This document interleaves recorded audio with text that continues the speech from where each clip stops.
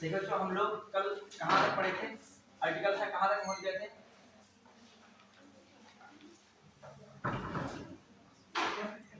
किस आर्टिकल तक पहुँचे थे तो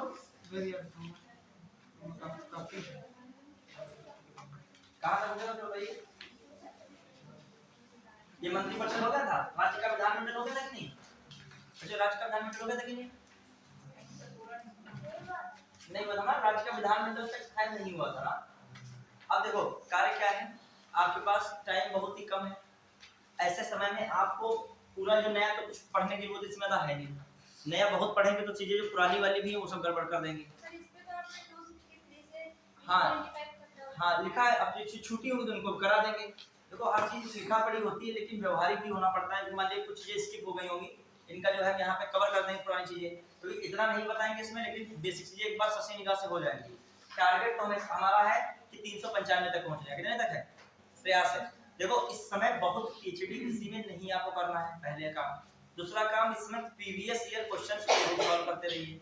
तीसरा काम आंखों के सामने मेन चीजें क्या करते हैं, रिवाइज करते रहिए। वहां ऐसी स्थिति ना है विधानसभा 170 में है कि 171 में है, वो स्थितियां नहीं पैदा होनी चाहिए।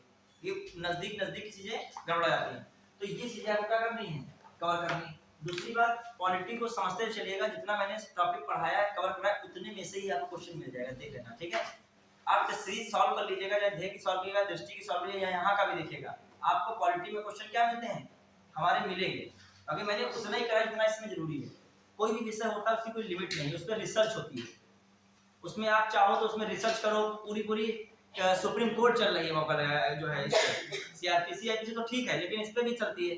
तो आपको वहां जिस तो नहीं बनना है, आपको क्या निकालना है कि 15-16 क्वेश्चन आए समीक्षा अधिकारी में, तो आप उसमें से 12, 13, 14 क्या है कर लेना है। अभी यही तो विषय नहीं है, आपको हिस्ट्री भी पढ़ना है, साइंस भी पढ़ना है, इन्वायरमेंट भी पढ़ना है। तो इस समय सारे विषय को क्या दीजिए, टाइम दीजिए, जितना भी आप पढ़ रहे हैं। जैसे मान लीजिए आप हिस्ट्री पढ़े तो मूवमेंट जितने भी हैं उस समय मूवमेंट्स, इस समय ये नहीं है एक मूवमेंट में डूब के 4 घंटा पढ़ लिए तो कभी जीवन में फिर से नहीं निकलेगा। अगर तुम 4 घंटा डूबे पड़े हो, एक वो तुम पढ़ रहे हो, कोई संधि पढ़ रहे हो, जो आप पढ़ लिए सूरत संधि, उसी में पढ़े हो सूरत संधि, आपको एक बार जितनी भी मराठा साम्राज्य में संधियां थी एक बार क्या सस्ती निगाह से, जितनी भी डलहौजी की नीतियां थी, जितनी भी हड़प नीति का सीक्वेंस था, ये जो मेन चीजें फंसाऊ चीजें हैं जिसमें दिमाग ये होगा वो होगा। अब मान लीजिए कोई कठिन क्वेश्चन पीएचडी कर भी डाले तो वो नंबर तो एक क्वेश्चन का मिलेगा, आपने बहुत सारी चीजें स्किप करके कितने पे सफलता प्राप्त की। तो हमेशा पढ़ने का एक सिस्टम होता है, क्या पढ़ा जाए और क्या किया जाए, छोड़ा जाए। लक्ष्मीकांत इतनी मोटी बुक है, अभी रिवाइज करने पे आ जाए हम लोग कर लेंगे, क्योंकि ये थोड़ी है अब बहुत से बार में 5 वहां लक्ष्मीकांत में निकाल ली जाए कि हम एक डिसीजन के पीछे पड़े रहे, ये नहीं हो पाएगा, फिर आपका लॉस हो जाएगा। ठीक है, अब बच्चों हम लोग स्मार्ट तरीके से इसमें देख रहे हैं, प्रयास कीजिए हम लोग 395 तक पहुंचेंगे और ज्यादा हम लोग अंदर तक नहीं जाएंगे, बस जानकारी होनी चाहिए क्या क्वेश्चन उससे पूछा गया उस पर फोकस करेंगे। क्लियर। अब आइए जहां पे थे हम लोग, ये आपका हो चुका था, मुझे याद है ये हो चुका था, लेकिन कुछ चीजें रिवाइज करोगे, हो चुका था। मैंने एक तरीका आपको बताया था, कल याद ही होगा, क्या तरीका बताया था, देखिए राज्यों के विधानमंडलों का गठन मैंने बताया था। राज्यों के विधानमंडल गठन किसमें है, अपना संसद में किसमें था, 79 में था नहीं, संसद का गठन किसमें था 79 में। और इसमें क्या है आपका जो राज्यों का विधान जो है आपका राज्यों का विधानमंडल गठन किसमें 168, मैंने क्या बताया कितना जोड़ दीजिए 89 जोड़ दीजिए। क्लियर। अब राज्यों के विधानमंडल में बात की जाए तो राज्यों के विधानमंडल की बात करें तो किस एक्ट में द्विसदनीय व्यवस्था आई थी, कौन सा अधिनियम था बच्चों बताइए जिसमें द्विसदनीय व्यवस्था आई थी, 1919 का अधिनियम। देखिए केंद्र में द्विसदनीय व्यवस्था आई 1935 में और राज्य में कब आई थी 1919 में, ये चीज इंपॉर्टेंट। फिर उत्तर प्रदेश में द्विसदनीय व्यवस्था कब अपनाई गई, ताकि आपको एग्जाम ओरिएंटेड नंबर ना आए ना उसमें, तो जो चीजें पूछी जा रही हैं। अब द्विसदनीय व्यवस्था में जो है द्विसदन की ईंट मोहर बालू नहीं पढ़ना है आपको, जो क्वेश्चन आ रहा है वही को देखना है। उत्तर प्रदेश ने कब द्विसदनीय व्यवस्था अपनाई, 1937 में। कब अपनाई, क्वेश्चन आया हुआ प्रीवियस ईयर में। ठीक है बच्चे, उत्तर प्रदेश ने जो द्विसदनीय व्यवस्था अपनाई कब 1937 में। भारत में कब अपनाई गई बच्चे द्विसदनीय व्यवस्था 1990 के एक्ट में। क्लियर। फिर आ जाइए यहाँ पे, तो अब सब राज्यों में द्विसदनीय व्यवस्था तो नहीं है, डबल हाउस सिस्टम हर राज्य में तो नहीं है। आपका कितने राज्यों में इस समय चल रहा है, कितने में चल रहा है 6। ठीक है 6 राज्यों में चल रहा है। अब 6 राज्यों में द्विसदनीय व्यवस्था चल रही है, उनमें ये बताइए बच्चों किन किन राज्यों में द्विसदनीय व्यवस्था है इस समय। उत्तर प्रदेश है, बिहार है,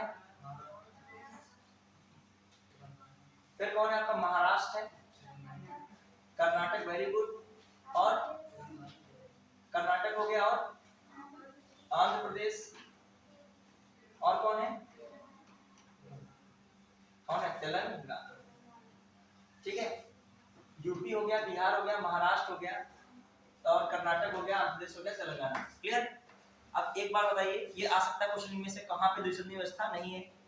हाँ, अब मुझे बताइए इनकी सीट्स थोड़ा मुझे बताइए, जिससे मैं पूछूंगा बताएंगे। चलो मैं पर्सनली नहीं पूछता हूँ, तो मेरे बात दुखी होते, परेशान होते हो। बताइए आप लोग, बता दीजिए तेलंगाना में कितनी सीट थी? 43, वेरी गुड। तेलंगाना में कितनी सीट थी? 43। हाँ, और आपका जो है आंध्र प्रदेश में कितनी सीट? देख के नहीं बता रहा आपको, अपना दिमाग रिकॉल लगाइए। बच्चे 25 तो आपकी विधानसभा सीटें हैं, नहीं वो आपकी लोकसभा सीटें हैं। क्या है, लोकसभा सीटें 25 है प्रदेश की। 58 था कि नहीं था? याद है कुछ 58 सीट थी कि नहीं? आंध्र प्रदेश याद कीजिए, कब याद करो, मैच दी कॉलम आएगा, मिलान करने को क्या आ जाएगा, विधान परिषद जहां जहां उनकी सीट्स का मैच दी कॉलम आ जाएगा। फिर बताइए जो आपका कर्नाटक कितना था? 75 था। महाराष्ट्र कितना था? 78 था। और बिहार कितना था? 75 था। ये सब बच्चों से कब याद करोगे रिवीजन, जब अभी नहीं होगी तो कभी नहीं होगी, जब मेन एग्जाम सर पे है। 17 मार्च को समझो है ही है तुम्हारा टीसीएस प्री का एग्जाम। 17 मार्च को आप हॉल में बैठे होंगे, ये मान के चलिए। यदि आप जो भी बच्चा फॉर्म भरेगा वो 17 मार्च को एग्जाम हो जाएगा उसका। हाँ, फिर आइए, अब आ जाइए कहाँ पे, तो सबसे कम विधान परिषद सीटों वाला जिला राज्य कौन सा है? अच्छा, यूपी कितना है? 100। सबसे कम विधान परिषद की सीटें कहाँ पे हैं? तेलंगाना। ठीक है, फिर आइए, राज्यों में विधान परिषदों का उत्साधन या सृजन, मतलब कहने का अगर विधान परिषद का सृजन या उनका समापन। ठीक है, अब बताइए विधान परिषद का सृजन या उनका समापन क्या है इंपॉर्टेंट, मुझे ध्यान दीजिएगा। 169 में क्या क्या इंपॉर्टेंट बातें हैं?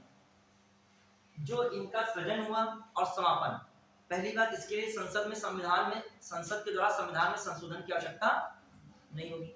दूसरी बात क्या है, ये राज्य प्रस्ताव भेजेगा विधानसभा से पारित करके कि हमारे वहां जो है क्या बननी चाहिए, विधान परिषद बननी चाहिए। तो उसको जो है केंद्र में संसद स्वीकार करे या ना करे। ठीक है, स्वीकार भी कर सकती है, और स्वीकार करती है तो क्या कराएगी, साधारण बहुमत द्वारा राज्य में क्या हो जाएगा, किसका गठन हो जाएगा, विधान परिषद का गठन हो जाएगा। ये भी याद रखेगा। तो क्वेश्चन आता है किसी भी राज्य में विधान परिषद का सृजन हो या उसका समाप्त होना। बहुत बार क्वेश्चन आया प्रीवियस ईयर क्वेश्चन में, जब मैं पॉलिटी के लगभग प्रीवियस ईयर क्वेश्चन लगा चुका हूँ। ठीक है, आप लोग भी लगाइए इसको। तो ये क्वेश्चन कई बार आया है, राज्य में विधान परिषद का सृजन और समापन किस आर्टिकल में है, 169 में। ठीक है, याद रखिएगा, साधारण बहुमत द्वारा किसी में समापन हो सकता है, किसी में क्या हो सकता है, जो है बन सकता है। ठीक है, अब जैसे पश्चिम बंगाल ने मांग की थी कि विधान परिषद बननी चाहिए, लेकिन केंद्र सरकार द्वारा वहां पर नहीं बनाई जा पाई। बहुत राज्य ऐसे हैं जिन्होंने कहा कि हमारे वहां विधान परिषद हटाई दीजिए, क्योंकि हमें जरूरत नहीं, क्योंकि इतना हम एक्सपेंड नहीं कर पाएंगे। बहुत राज्य मांग कर रहे हैं। क्लियर। अब आइए विधानसभाओं की संरचना। अब देखो, अब ऐसे विधान परिषद भी पढ़ने का जो बहुत सारा विधान परिषद मैंने लिखवाया होगा, याद कीजिएगा, बहुत सारा विधान परिषद के बारे में लिखवा, किन राज्यों ने पहले अपनाया, किन राज्यों ने अपनाया, फिर क्या कर दिया, समाप्त कर दिया। तो ये सब चल रहा है। हाँ, लेकिन आपको इसमें मेन चीज दिमाग में रखनी है, विधानसभा की संरचना। ये बच्चे किसमें है, याद रखिएगा, आर्टिकल 170 में विधानसभा की संरचना। अब थोड़ा सा कम टाइम हर टॉपिक पे दें, थोड़ा सा संक्षेप में पढ़ेंगे तो बहुत चीजें, मतलब आधा घंटा एक ही आर्टिकल होकर चला जाएगा। हाँ, विधान सभाओं की संरचना बताइए खास। पहली बात, विधान सभा के लिए शर्त, अच्छा एक और शर्त देख लीजिए, विधान परिषद में भी दोबारा आ जाएगी जी। हाँ, विधानसभा बताइए, पहली शर्त क्या है, किसी भी राज्य की विधानसभा में मैक्सिमम सीटें कितनी हो सकती हैं, 500। मिनिमम सीट्स कितनी हो सकती हैं, 60। मैक्सिमम सीट वाला स्टेट कौन सा है, मैक्सिमम ज्यादा यूपी में। इतना कंफ्यूजन है, 400 सरल भी चीजें पूछ सकते हैं, 403। फिर बताइए बच्चों फटाक से, ये हुआ। अब आइए इससे कम वाला कौन है, बताइए थोड़ा सा। कई है इससे, मतलब कम वाला मेन, इससे सेकंड पे कौन आएगा, है तो कई। पश्चिम बंगाल कितनी है, वेस्ट बंगाल 294 है कि नहीं। फिर आपका कौन है, आपका बताइए कितनी, आपका कौन सा फेमस है बताइए, राजस्थान की कितनी सीटों पे चुनाव हुआ है? जो चुनाव अभी करंट में उनका बताइए, राजस्थान में कितनी सीटों पे हुआ? 200 सीट्स है, लेकिन कितने पे चुनाव हुआ? 199 पे। तो आपका मिलान है, तो राजस्थान में कितना लगाएंगे? 200। कितना लगाएंगे? 200। अभी और चुनाव कहां हुआ है? मध्य प्रदेश। मध्य प्रदेश में कितनी सीटें थी? मध्य प्रदेश की सीटों की संख्या बताइए, कितनी सीटों पे चुनाव लड़ा गया? बताइए, ये आप अभी बताओगे हमें मध्य प्रदेश का। और बताइए कहां हुआ चुनाव था? छत्तीसगढ़ में कितनी सीटें थी? ये भी बताओगे हमें, छत्तीसगढ़ में। और अपवाद कौन बच रहा है? जो है तेलंगाना में चुनाव हुआ था, वहां भी बताओगे हमें लास्ट तक। तेलंगाना, मिजोरम। ठीक, अब देखो मिजोरम। अब मिजोरम किसमें है? अपवाद में। मिजोरम अपवाद में है। और एक कौन अपवाद में बताइए? गोवा अपवाद में है। और आपका पुडुचेरी भी किसमें है? अपवाद में। सबसे कम सीटें अब आइए जो देखा जाए, मिजोरम तो 40 है, गोवा भी 40 है, आपका सिक्किम ये भी अपवाद में है। अब देखो मिजोरम 40, गोवा भी, और सिक्किम कितना है? 32, और आपका पुडुचेरी कितना है? 30। ये लास्ट तक आप लोग बताओगे जो है कौन कौन जिले में है। राज्य में पूछूंगा लास्ट में सबसे, क्लास खत्म होने लगी, आपसे भी कुछ क्वेश्चन पूछे जाएंगे। आप सब कुछ तो बताते नहीं, हम ही तुरंत बता देते हैं, ये आप बता ही नहीं देते, ये तो बल्कि चीजें पढ़ाई थी। ठीक है, अब आइए क्या आपका है? विधान परिषदों की संरचना। ठीक है, मान लीजिए आज की क्लास लेने से आपको 2 क्वेश्चन का भी फायदा मिल जाए तो आपका क्या है? रियल में फायदा है। ठीक है, कंफ्यूजन ही ना हो, वहां पे आता हुआ चीजें जो है मिस्टेक ना आती हुई जाए। अब मान लीजिए कहीं ऐसे ये नहीं पढ़ के गए हो, एकदम वहां पे आ गया एमपी में कितना कोई बताएं चुनाव कितना हल्ला हल्ला मचता है, कहाँ के सीएम बने, सब खुद देखते रहते, चर्चा में रहते हैं चीजें। हाँ, अब ये कौन सा आपका है? राज्यों के विधानमंडल की अवधि। अच्छा, अभी विधान परिषदों की संरचना छूट गई। अब विधान परिषदों की संरचना के बारे में थोड़ा सा बताते हैं। बताइए पहली बात,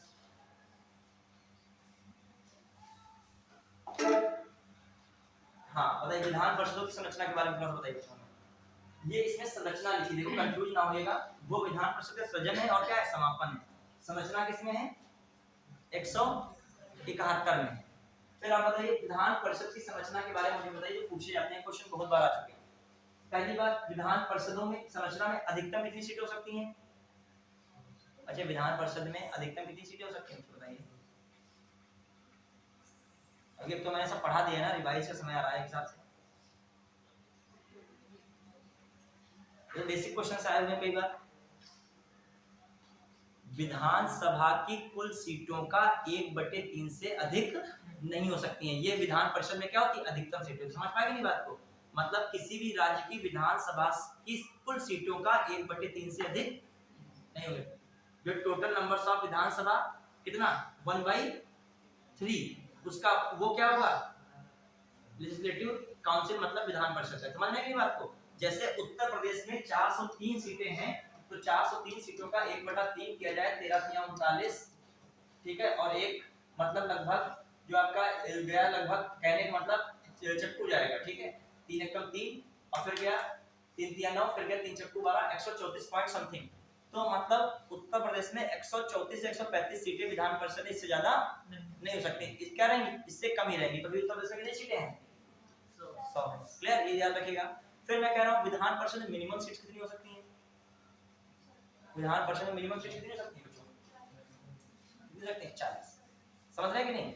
वहां पे मिनिमम कितनी थी? 7। ये सब बेसिक चीज अभी बताओ, भूल रहे हो, ये बताओ कितनी मेन लाइन वहां तुम आ गया क्वेश्चन, तो क्या करते हो वहां पे? ठीक है, तो मेन बात ये है इंपॉर्टेंट। अब बताओ जो मेन चीजें नहीं पढ़ी, तो आप मेरी बात पे विश्वास ना हो तुमको, उठाइएगा राज्य विधानमंडल प्रीवियस ईयर देखिएगा, जो मैं बता रहा हूँ ना निकले, बताइएगा मुझे। ये सब आए हुए 4-4 बार आए हुए हैं, और ये जो पढ़ने वाले बच्चे कोई कीमत पे गलत नहीं करने वाले, याद रखो। उन्हीं तो किला खड़ा होगा, मतलब जो किला खड़ा होगा वो उन क्वेश्चंस पे होता है जो क्वेश्चन बार-बार आते हैं और इंपॉर्टेंट होते हैं। देखो जब आपका मेंस में आप पहुंचोगे तो सबसे पहला स्टेप यही होगा कि पहले वो क्वेश्चन किए जाए सब कर लेते हैं, फिर उन क्वेश्चन पे बढ़ा जाए जो कुछ ही लोग कर लेते हैं, और फिर उन क्वेश्चन पे बढ़ा जाए जो शायद चुनिंदा लोग होते हैं। आप पहले ही रेस में बाहर हो जो सामान्य क्वेश्चन नहीं कर रहे हो। ठीक है, चलिए तो अगली बात क्या है? विधान परिषदों की संरचना में थोड़ा सा घुमावदार क्वेश्चन आता है। पहली बात तो ये याद रखोगे विधान परिषद की संरचना में क्या-क्या बातें इंपॉर्टेंट, ये तो बात हो गई संरचना में।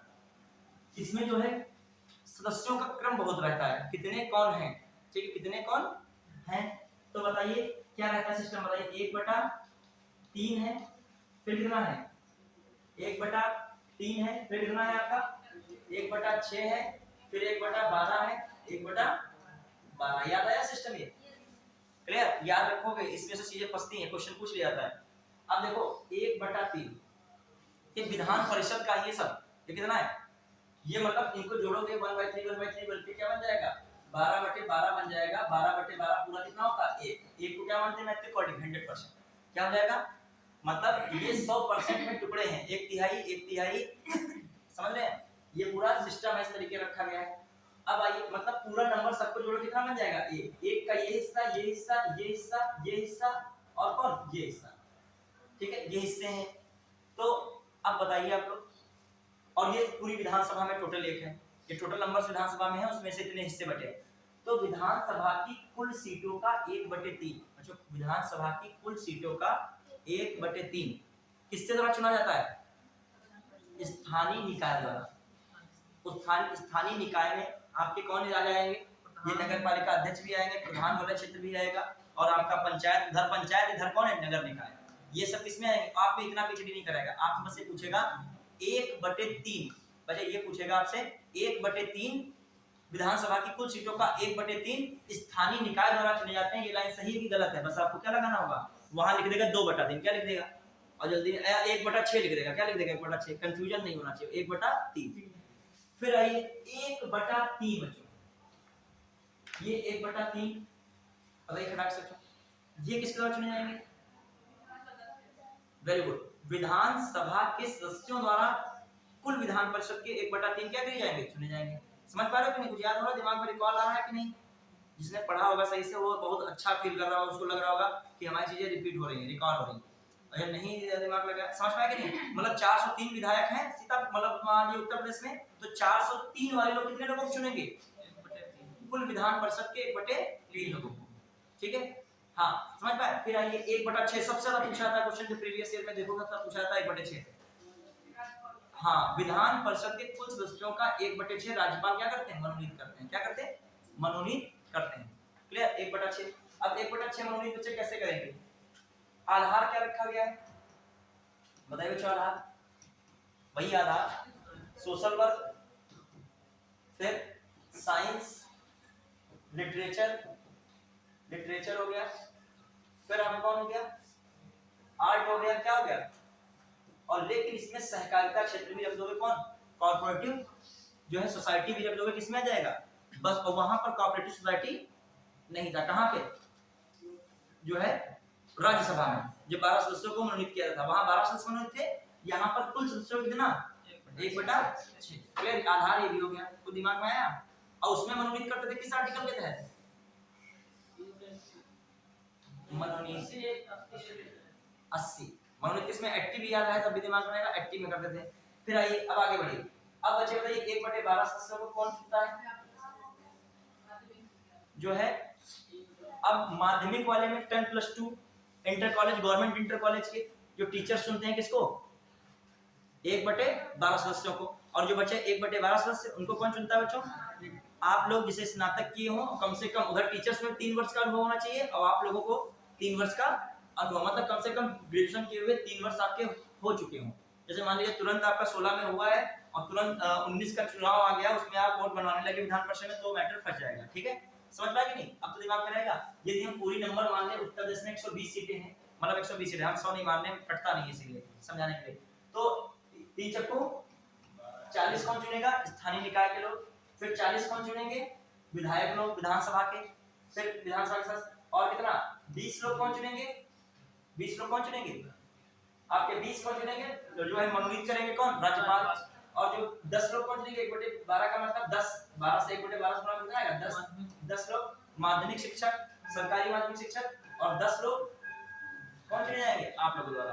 तो ये नंबर कितना हुआ? 40 40 80 100 और 100 10 120। क्लियर? चुन लिए गए। अब आइए अदर चीज हम लोग विधान परिषद में समय पढ़े, ज्यादा पीएचडी इसमें करने की जरूरत नहीं। जो मेन कई बार क्वेश्चंस आए हुए से रिलेटेड वो सारे हो गए। उत्तर प्रदेश में याद रखेगा विधान परिषद विधानसभा कब बनी थी? 1937 में। और याद रखेगा उत्तर प्रदेश का जो हाई गया 1990 के एक्ट के द्वारा क्या बनाया था? राज्यों में द्विसदनीय व्यवस्था स्थापित हुई थी। बढ़िया गया। अब आइए राज्यों के विधानमंडलों की अवधि, इसको जल्दी से पढ़ लीजिएगा। बनते हो राज्य, देखो अब यहाँ पर विधान परिषद की अवधि नहीं निर्धारित है, वो क्या है?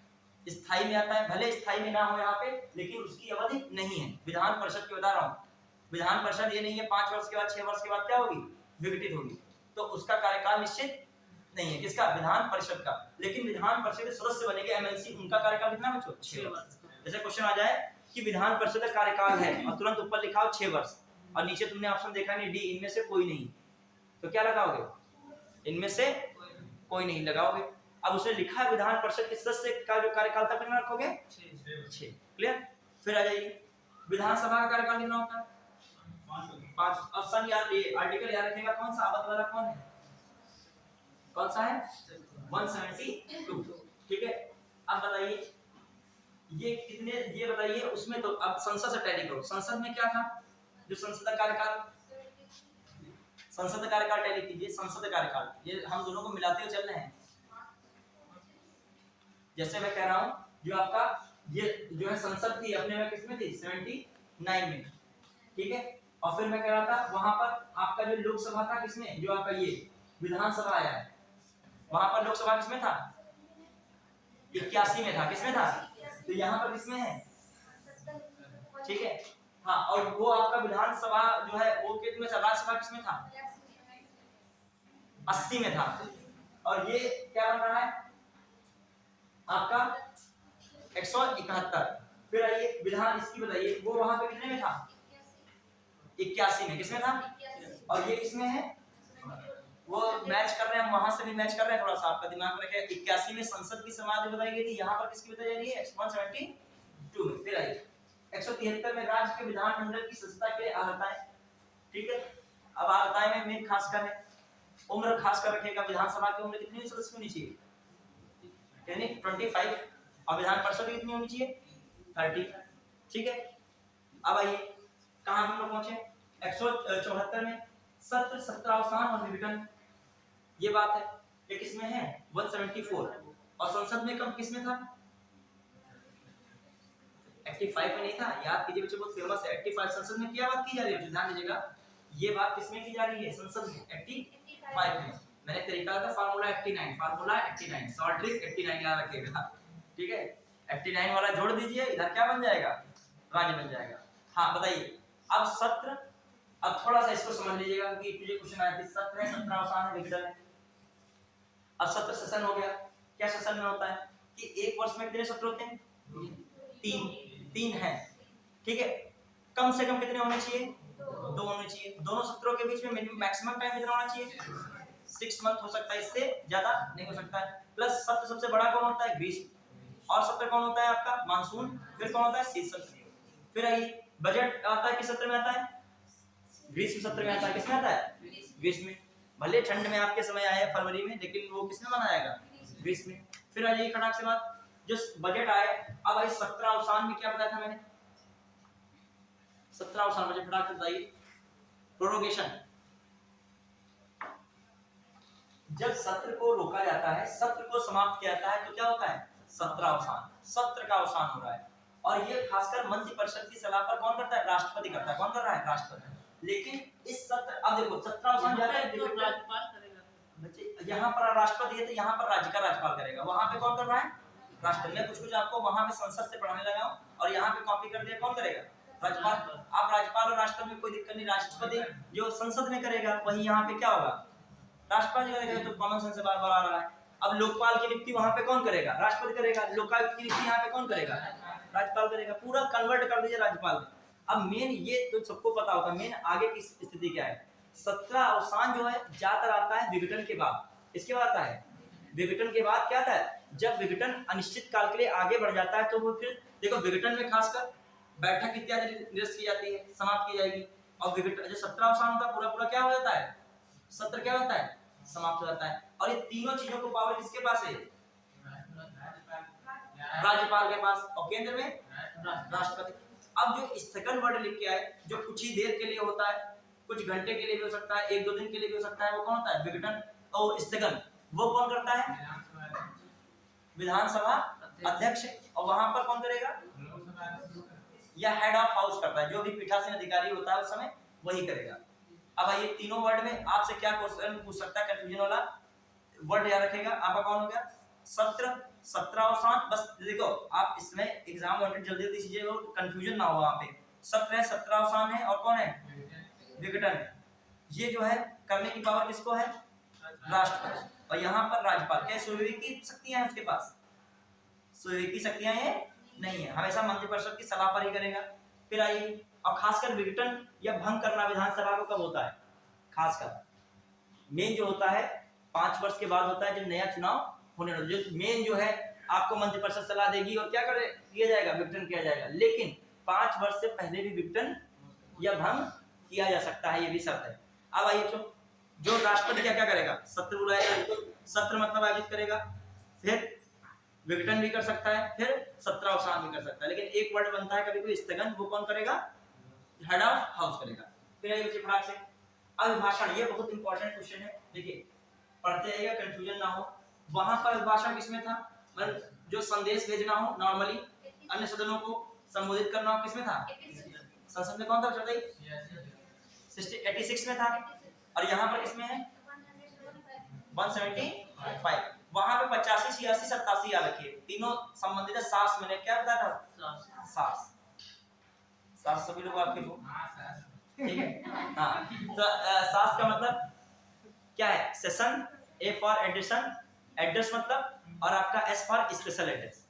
समझ रहे? मतलब सत्र, संबोधन और विशेष संबोधन। और यहाँ पर क्या रखोगे? 174 175 176। अब 175 में क्या बच्चों बताइए? ये आपका क्या लिखा है? संसदीय सदनों में भाषण का और उनके संदेश भेजने का राज्यपाल का अधिकार है। ठीक है, संदेश भेजने का जो है राज्यपाल का अधिकार है। और केंद्र में कहा किसको अधिकार है? राष्ट्रपति को। फिर एक सबसे ज्यादा ये पूछा लगता है, सबसे ज्यादा ये सत्र वगैरह आता है, और सबसे ज्यादा कौन पूछा आता है? अब कौन है? राज्यपाल का विशेष अभिभाषण। अब विशेष अभिभाषण की 2 कंडीशन जो याद रखिएगा, क्वेश्चन आता है इसमें। कौन से 2 कंडीशन देता है? नए साल और नया जो विधानसभा बने उसमें विशेष। ठीक है चलिए। हाँ ये जो है देखिएगा, दिमाग में रखिएगा, नए वर्ष की जो पहली बैठक होगी उसमें भी जो राज्यपाल दोनों एक ही साथ जब बैठेंगे तो उसमें क्या करता है? संयुक्त रूप से क्या रहता है? अभिभाषण करता है। उसी के बाद कौन प्रस्ताव आता है? मैंने कल बताया था, धन्यवाद प्रस्ताव। धन्यवाद प्रस्ताव अभिभाषण से जुड़ा हुआ है, याद रखेगा। मतलब धन्यवाद प्रस्ताव पूछा किस प्रक्रिया के बाद दिया जाए? अभिभाषण। और अभिभाषण में होता क्या है? मेन सरकार के कार्यक्रमों को उसमें बताया जाता है, नीतियों को बताया जाता है। भले राष्ट्रपति बोलता है लेकिन बोलता किसकी बातें हो? सरकार की। क्यों? क्वेश्चन आ चुका है, राष्ट्रपति का अभिभाषण तैयार कौन करता है? तो मंत्रिपरिषद तैयार करती है। कौन तैयार करता है? ठीक है, सरकार मतलब इनका अभिभाषण तैयार करती है। फिर आ जाइए अब, और दूसरा कब पहला अभिभाषण देता है अपना? जब नई लोकसभा, यहाँ पर नई विधानसभा की क्या होगी? पहली बैठक। नए वर्ष की पहली बैठक तब होगा, और नई विधानसभा की पहली बैठक। क्लियर? आजकल अपने को आप बहुत टाइम दीजिए स्टडी के लिए, मान के लिए 8-10 घंटा, लगभग 8-8 घंटा दीजिए। ठीक है, कभी नहीं दोगे तो कैसे रिवाइज होगा चीजें? इतना सिलेबस है सिविल में हवा नहीं लगेगा, एग्जाम पास आ जाएगा। अभी जितना प्रेशर कम कर पाओ करते रहो कम। अभी यूपी स्पेशल जल्दी खत्म कर डालिए, फिर तुरंत करंट अफेयर जल्दी सब निपटाते चलिए। टाइम क्या है आपके पास? ज्यादा है नहीं। जब 31 जनवरी तक आए तो ये लगना चाहिए हाँ ये चीजें मैंने पोर्शन क्या किए हैं, समाप्त किए हैं। और लास्ट टाइम बहुत जल्दी जल्दी क्या रिवीजन करते रहिए। ये लिस्ट वाली चीजें हैं, खासकर देखो समीक्षा अधिकारी जो एग्जाम आने वाला है आपका, उसमें फैक्चुअल चीजें बहुत पूछता है, और फैक्चुअल चीजें बहुत खतरनाक होती हैं, वो जल्दी याद भी होती है, वो जल्दी क्या होते हैं दिमाग से उतरते। तो उनको लास्ट में जरूर देखिए सर सही निगाह से। सबके जमाई वगैरह तो चलो तो भी हम देख रहे हैं। ठीक है तो थोड़ा सा जो है ये सब चलता रहेगा, लेकिन आप दिमाग पे अपना वर्क का बना लोगे। जानते जब वर्क पे बना लोगे दिमाग में, तो जम्हाई भी मायने नहीं रखेगी, ठंडक भी मायने रखेगी, गर्मी भी मायने रखेगी। आपको टारगेट पढ़ाई करनी है। क्या करनी है? घड़ी मत देखो, टारगेट बनाओ बस। इस समय क्या घड़ी देखने का समय नहीं रह गया। आप सुन कसम खा कि 11:05 में सोना ही है, तो सोना ही है तो उसमें गड़बड़ है तुम्हारा थोड़ा। ठीक है, अब तुम्हारा मान लीजिए पॉलिटी देखा बाद में घड़ी 12:10 पे पॉलिटी खत्म हुआ। अब जो है ये चीज होनी चाहिए। ठीक है, फिर आराम से सो जाइए, फिर नींद ना भी आए थोड़ी देर चलेगा, लेकिन आपने काम क्या कर दिया है। लेकिन नहीं, ये आप अपनी साइकिल के साथ चलिएगा। मैं एक बार बता सकता हूँ, मतलब फिर रातें नहीं तुम्हारी नहीं आए, और फिर दिन आपका क्या हो जाए बता रहे नींद ही ना आए। ठीक है, फिर मोटिवेशन वाला स्पीच सुन रहे हो, जो है जो सोते हैं वो साकार वाकार सपने वाले बहुत सारे। ठीक है, एक आईएएस का मैंने बताया था, कहा मैं कमरे में घुसा 6 महीने में बता रहा था तरीका, वो मतलब एक मोटिवेशन देते हैं, वो बता रहे थे एक लड़का था, वो ये था, वो 6 महीने कमरे में चला गया, उसने किसी से मतलब नहीं रखा, 6 महीने में जो क्या आईएएस बन के निकला। ठीक है, तो एग्जाम भी उसी के अंदर कंडक्ट हो गया। मतलब उसने मेहनत की होगी, रिकॉर्ड तोड़ मेहनत की होगी, इसमें कोई से तभी तो बना। लेकिन ये मोटिवेशन वाले तो और भी मतलब वो उसको खुद ही सुन रहा होगा ये बात, जो आईएएस बना भी होगा, कि कितना बढ़िया बता रहे हैं। आइए अब आइए राज्यपाल का भाषण होगा। अब 170 देखो ये इंपॉर्टेंट बात है, सदनों के मंत्रियों महाधिवक्ता के अधिकार, बहुत सारे अधिकार होते हैं, खासकर कार्यवाही में दोनों लोग क्या ले सकते हैं, भाग ले सकते हैं। और मंत्री मैंने कल बताया था इनके अधिकार, खासकर मंत्री क्या करते हैं, विशेषाधिकार बताया था मैंने, एक विशेषाधिकार प्रस्ताव। विशेषाधिकार प्रस्ताव में क्या है, मंत्री के तो अधिकार है ही है, साथ में से सदस्यों के भी बहुत अधिकार। विशेषाधिकार किससे जुड़ा हुआ था कि मंत्री कोई भी जानकारी सही से नहीं देते, छिपाते हैं, तो सदस्य द्वारा विशेषाधिकार प्रस्ताव पास किया जाता है, मतलब प्रस्तुत किया जाएगा, उसे यदि पास किया जाता है तो सरकार के हिसाब से किरकिरी होती है। ठीक है, तो ये होता है। अब आइए इसमें मंत्रियों और महाधिवक्ता के अधिकार इसमें लिखे 178 में बताइए, विधानसभा के अध्यक्ष और उपाध्यक्ष, और उसमें किसमें था बच्चों बताइए, 89 में, याद रखेगा। इसमें क्या है 178 में, और उसमें कितने हैं, लोकसभा के अध्यक्ष और उपाध्यक्ष 89, इसमें किसमें है 178। फिर आइए 179 बच्चों, अध्यक्ष और उपाध्यक्ष का रिक्त होना, पदत्याग और पद से हटाया जाना, उसमें किसमें था, लोकसभा अध्यक्ष उपाध्यक्ष को पद त्याग करना, हटाया जाना, किसमें था 90 में था। इसमें किसमें है 179 में, याद है, याद रखेगा, दोनों इंपॉर्टेंट है। एक लोकसभा अध्यक्ष और उपाध्यक्ष का पद है, किसमें, उसमें है आर्टिकल 89 में संसद में, और यहाँ पर विधानसभा का अध्यक्ष उपाध्यक्ष किसमें है 179 में। अब आइए थोड़ा सा, अब देखिए क्या है, और 178 है। अब आइए क्या मैं बता रहा हूँ, विधानसभा का अध्यक्ष उस सदन का सदस्य होता है, ये जितना बता दीजिए जल्दी, विधानसभा का अध्यक्ष उस सदन का सदस्य होता है। कार्यकाल कितना होता है, शपथ लेता है क्या विधानसभा अध्यक्ष की, वो सदस्य के रूप में शपथ लेता है। ठीक है, फिर जो इसका विशेष पावर कहाँ पे देखा आता है, विधानसभा अध्यक्ष का विशेष शक्ति कहाँ पे देखी जाती है तो बहुत फेमस, बहुत जगह पे होती है, लेकिन कुछ बार कुछ चीजों में एग्जामिनर पूछता है कुछ क्वेश्चन में। देखिए एक तो है कि ये दल बदल कोई करता है तो इस्तीफा किसको सौंपेगा, विधानसभा अध्यक्ष को। विधानसभा अध्यक्ष जो स्वीकार करता है या नहीं करता है, ये नहीं करता है तो व्यक्ति को कहाँ जा सकता है, सुप्रीम कोर्ट या हाई कोर्ट जा सकता है, न्यायिक समीक्षा में मामले में दायरे में आ जाता है। एक विधानसभा अध्यक्ष की और क्या पावर होती है, जैसे आपके सेशन होते हैं, प्रश्नकाल होता है, शून्यकाल होता है, इसमें प्रश्नों की प्रकृति डिसाइड करना, समय किसको कितना देना है, ये सब किसके हाथ में होता है, विधानसभा अध्यक्ष। फिर क्या होता है, यदि यदि आप 60 दिन तक नहीं जा रहे हैं, लगातार कार्य में भाग नहीं ले रहे, तो ये क्या कर सकता है, आपको हटा भी सकता है। ठीक है, मतलब भले वो मंत्रिपरिषद करे, उसको आगे बढ़ाए बात को, लेकिन पावर मेन किसके पास है, व्यवस्था संबंधित यहाँ पर अध्यक्ष के पास पावर है। और क्या विधानसभा अध्यक्ष की पावर होती है, खासकर पीठासीन होता है, मतलब सदन का हेड होता है कौन, विधानसभा अध्यक्ष वहां का। और सबसे ज्यादा इंपॉर्टेंट इसमें देखिए तो इसकी धन विधेयक में, धन विधेयक इसकी सिफारिश से क्या होता है, प्रस्तुत होता है। ठीक है, कौन, धन विधेयक। और क्या दिखाता है, जब कभी कोई विधेयक पे लेके वाद विवाद होता है, संयुक्त अधिवेशन होता है, उसकी अध्यक्षता कौन करता है, कौन करेगा बच्चों, विधानसभा अध्यक्ष करेगा। वहां पर कौन करेगा, लोकसभा अध्यक्ष करता है। और बताइए विधानसभा अध्यक्ष की पावर क्या क्या हो सकती है। ये जो है विधानसभा अध्यक्ष हो चाहे आपका विधान परिषद का सभापति हो, दोनों क्या है, जब वोट बराबर बराबर पड़ जाती है तो कास्टिंग वोट देने का अधिकार किसको होता है, हेड ऑफ हाउस को होता है। मतलब विधानसभा अध्यक्ष में दोनों जो बराबर बराबर हो जाएंगी तो क्या देगा, जिसको चाहे उधर वोट देके उसका जो क्या कर सकता है, पलटा भारी कर सकता है। कौन है, विधानसभा अध्यक्ष। ठीक, चलिए तो अगला 176 भी हो गया, 177 भी हो गया। अब आइए 178 में विधानसभा के अध्यक्ष उपाध्यक्ष की बातें हो गई। अच्छा, इसको जो है देखा जाए, विधानसभा अध्यक्ष को सदस्य के रूप में शपथ कौन दिलाता है,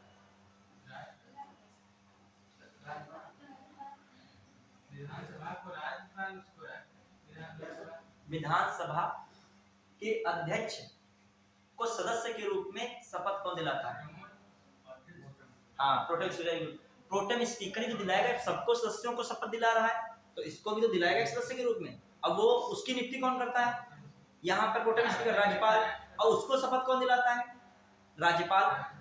ठीक है, और उसको हटाना भी किसके अधिकार में होता है, राज्यपाल। अच्छा, ये किसके द्वारा चुना जाएगा? ये उसी विधानसभा के सदस्यों द्वारा चुना जाता है। क्लियर? फिर आइए अब कहां पहुंचे?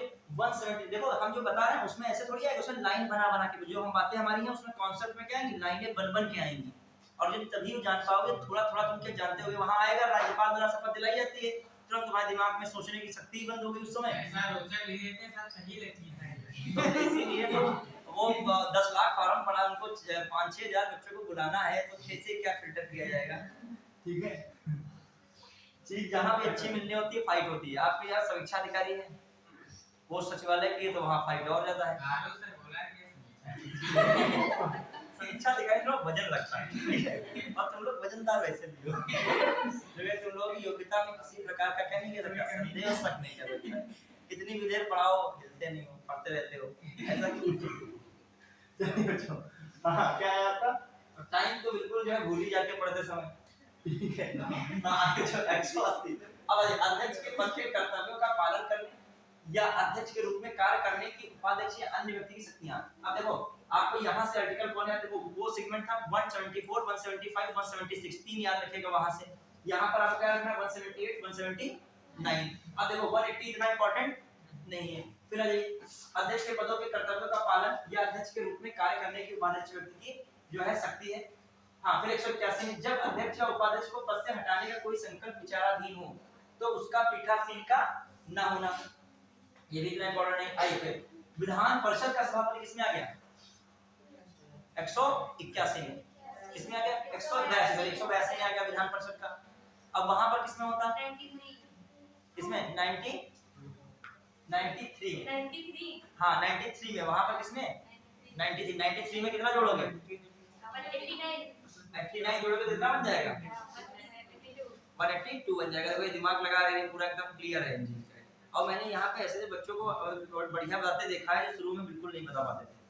मतलब ऐसे स्थिति हमने देखा जो भी क्वेश्चन पूछते हैं लगभग बताते हैं बहुत बच्चे से, और एकदम ये याद किए तैयार बैठे हैं। सबसे खतरनाक नहीं था वो क्वेश्चन था जिसमें ना तो एक होता है और ना तो दो होता है। जब बच्चे पूरे कॉन्फिडेंस से कहता है ना तो सर एक है ना तो दो है, तो वाकई में उसकी शक्ल देखने लायक होती है कि उसको जो है पूरा क्या है अपने क्वेश्चन में। दोनों वाले तो आम बात है, दोनों सही है सर, तो नॉर्मल बात है। लेकिन जब वो बता रहा तो इसका मतलब उसको पूरी क्या है, उस क्वेश्चन पे कॉन्फिडेंस से पकड़ है, तभी कह रहा सर जी ना तो एक ना तो दो। ठीक, और ये बीसीएस करता नहीं, जान लीजिए आईएएस पीसीएस दोनों करते हैं। आइए 183 में। अब आइए 182 में विधान परिषद। अब 183 सभापति तथा उप सभापति का पद रिक्त होना, पद त्याग, पद से हटाया जाना। वहां पर किसमें था? 179 में। अब आइए जो आपका कौन है सभापति के बारे में यहाँ पे हो रहा है, चलिए इसको सभापति जानते हैं। वहां पे जो सभापति होता है विधानसभा राज्यसभा का, वो उसका सदस्य नहीं होता है, लेकिन यहाँ पर सदस्य होता है। यहाँ पर ऐसा कोई मैटर नहीं, उप सभापति भी सदस्य होता है। फिर आइए देखो अभी तक 83 पहुंच पाया हूं, टारगेट कितना बताया था? 395, लेकिन इसकी वृद्धि बहुत नहीं कर सकती हैं।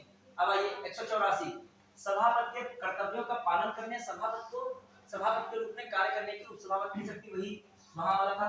जब सभापति कोई मतलब नहीं। 186 अध्यक्ष उपाध्यक्ष सभापति उपसभापति के वेतन और भत्ते, याद रखेगा 186 रुपया को दिमाग में रखिए, कुछ ऐसे याद रखना। 186 क्या रुपया है? 186 किससे संबंधित है? वेतन किसके? अध्यक्ष उपाध्यक्ष और जो आपका सभापति और उपसभापति। अब आइए राज्य के विधानमंडल का सचिवालय, ये भी याद रखेगा। राज्य के विधानमंडल का सचिवालय पूछ सकता है, किसमें है? 187। आइए सदस्यों द्वारा शपथ या प्रतिज्ञा, ये बहुत इंपॉर्टेंट है, ये अभी मैं पूछूंगा। शब्द जो है सदस्यों द्वारा शपथ या प्रतिज्ञा, ये इंपॉर्टेंट। जो शपथ लेंगे सदस्य किसके तहत लेते हैं? 188 आर्टिकल, ठीक है। फिर देखो 87 क्या था? विधानमंडल सचिवालय, वेतन था 186 में और 188 हो गया। फिर 189 सदनों में मतदान व्यक्तियों होते हुए सदन की कार्यवाही शक्ति और गणपूर्ति। देखो याद रखिए इसमें क्या लिखा है, बहुत इंपॉर्टेंट है आर्टिकल 189, बहुत इंपॉर्टेंट, याद रखिएगा। गणपूर्ति किसमें दिया है वैसे? संसद के मामले में 100 में। किसमें दिया है? 100 में। और इसमें गणपूर्ति किसमें दिया है? 189। गणपूर्ति वही बैठक तभी होती है जब कितने होने चाहिए? कम से कम टोटल के 1/10 होने चाहिए। कितने होने चाहिए? 1/10। तो याद रखिएगा 1/10 संख्या गणपूर्ति किसमें? राज्य के मामले में 189 में, और केंद्र में किसमें था? 100। ठीक, याद रखिएगा ऐसे कुछ इंपॉर्टेंट।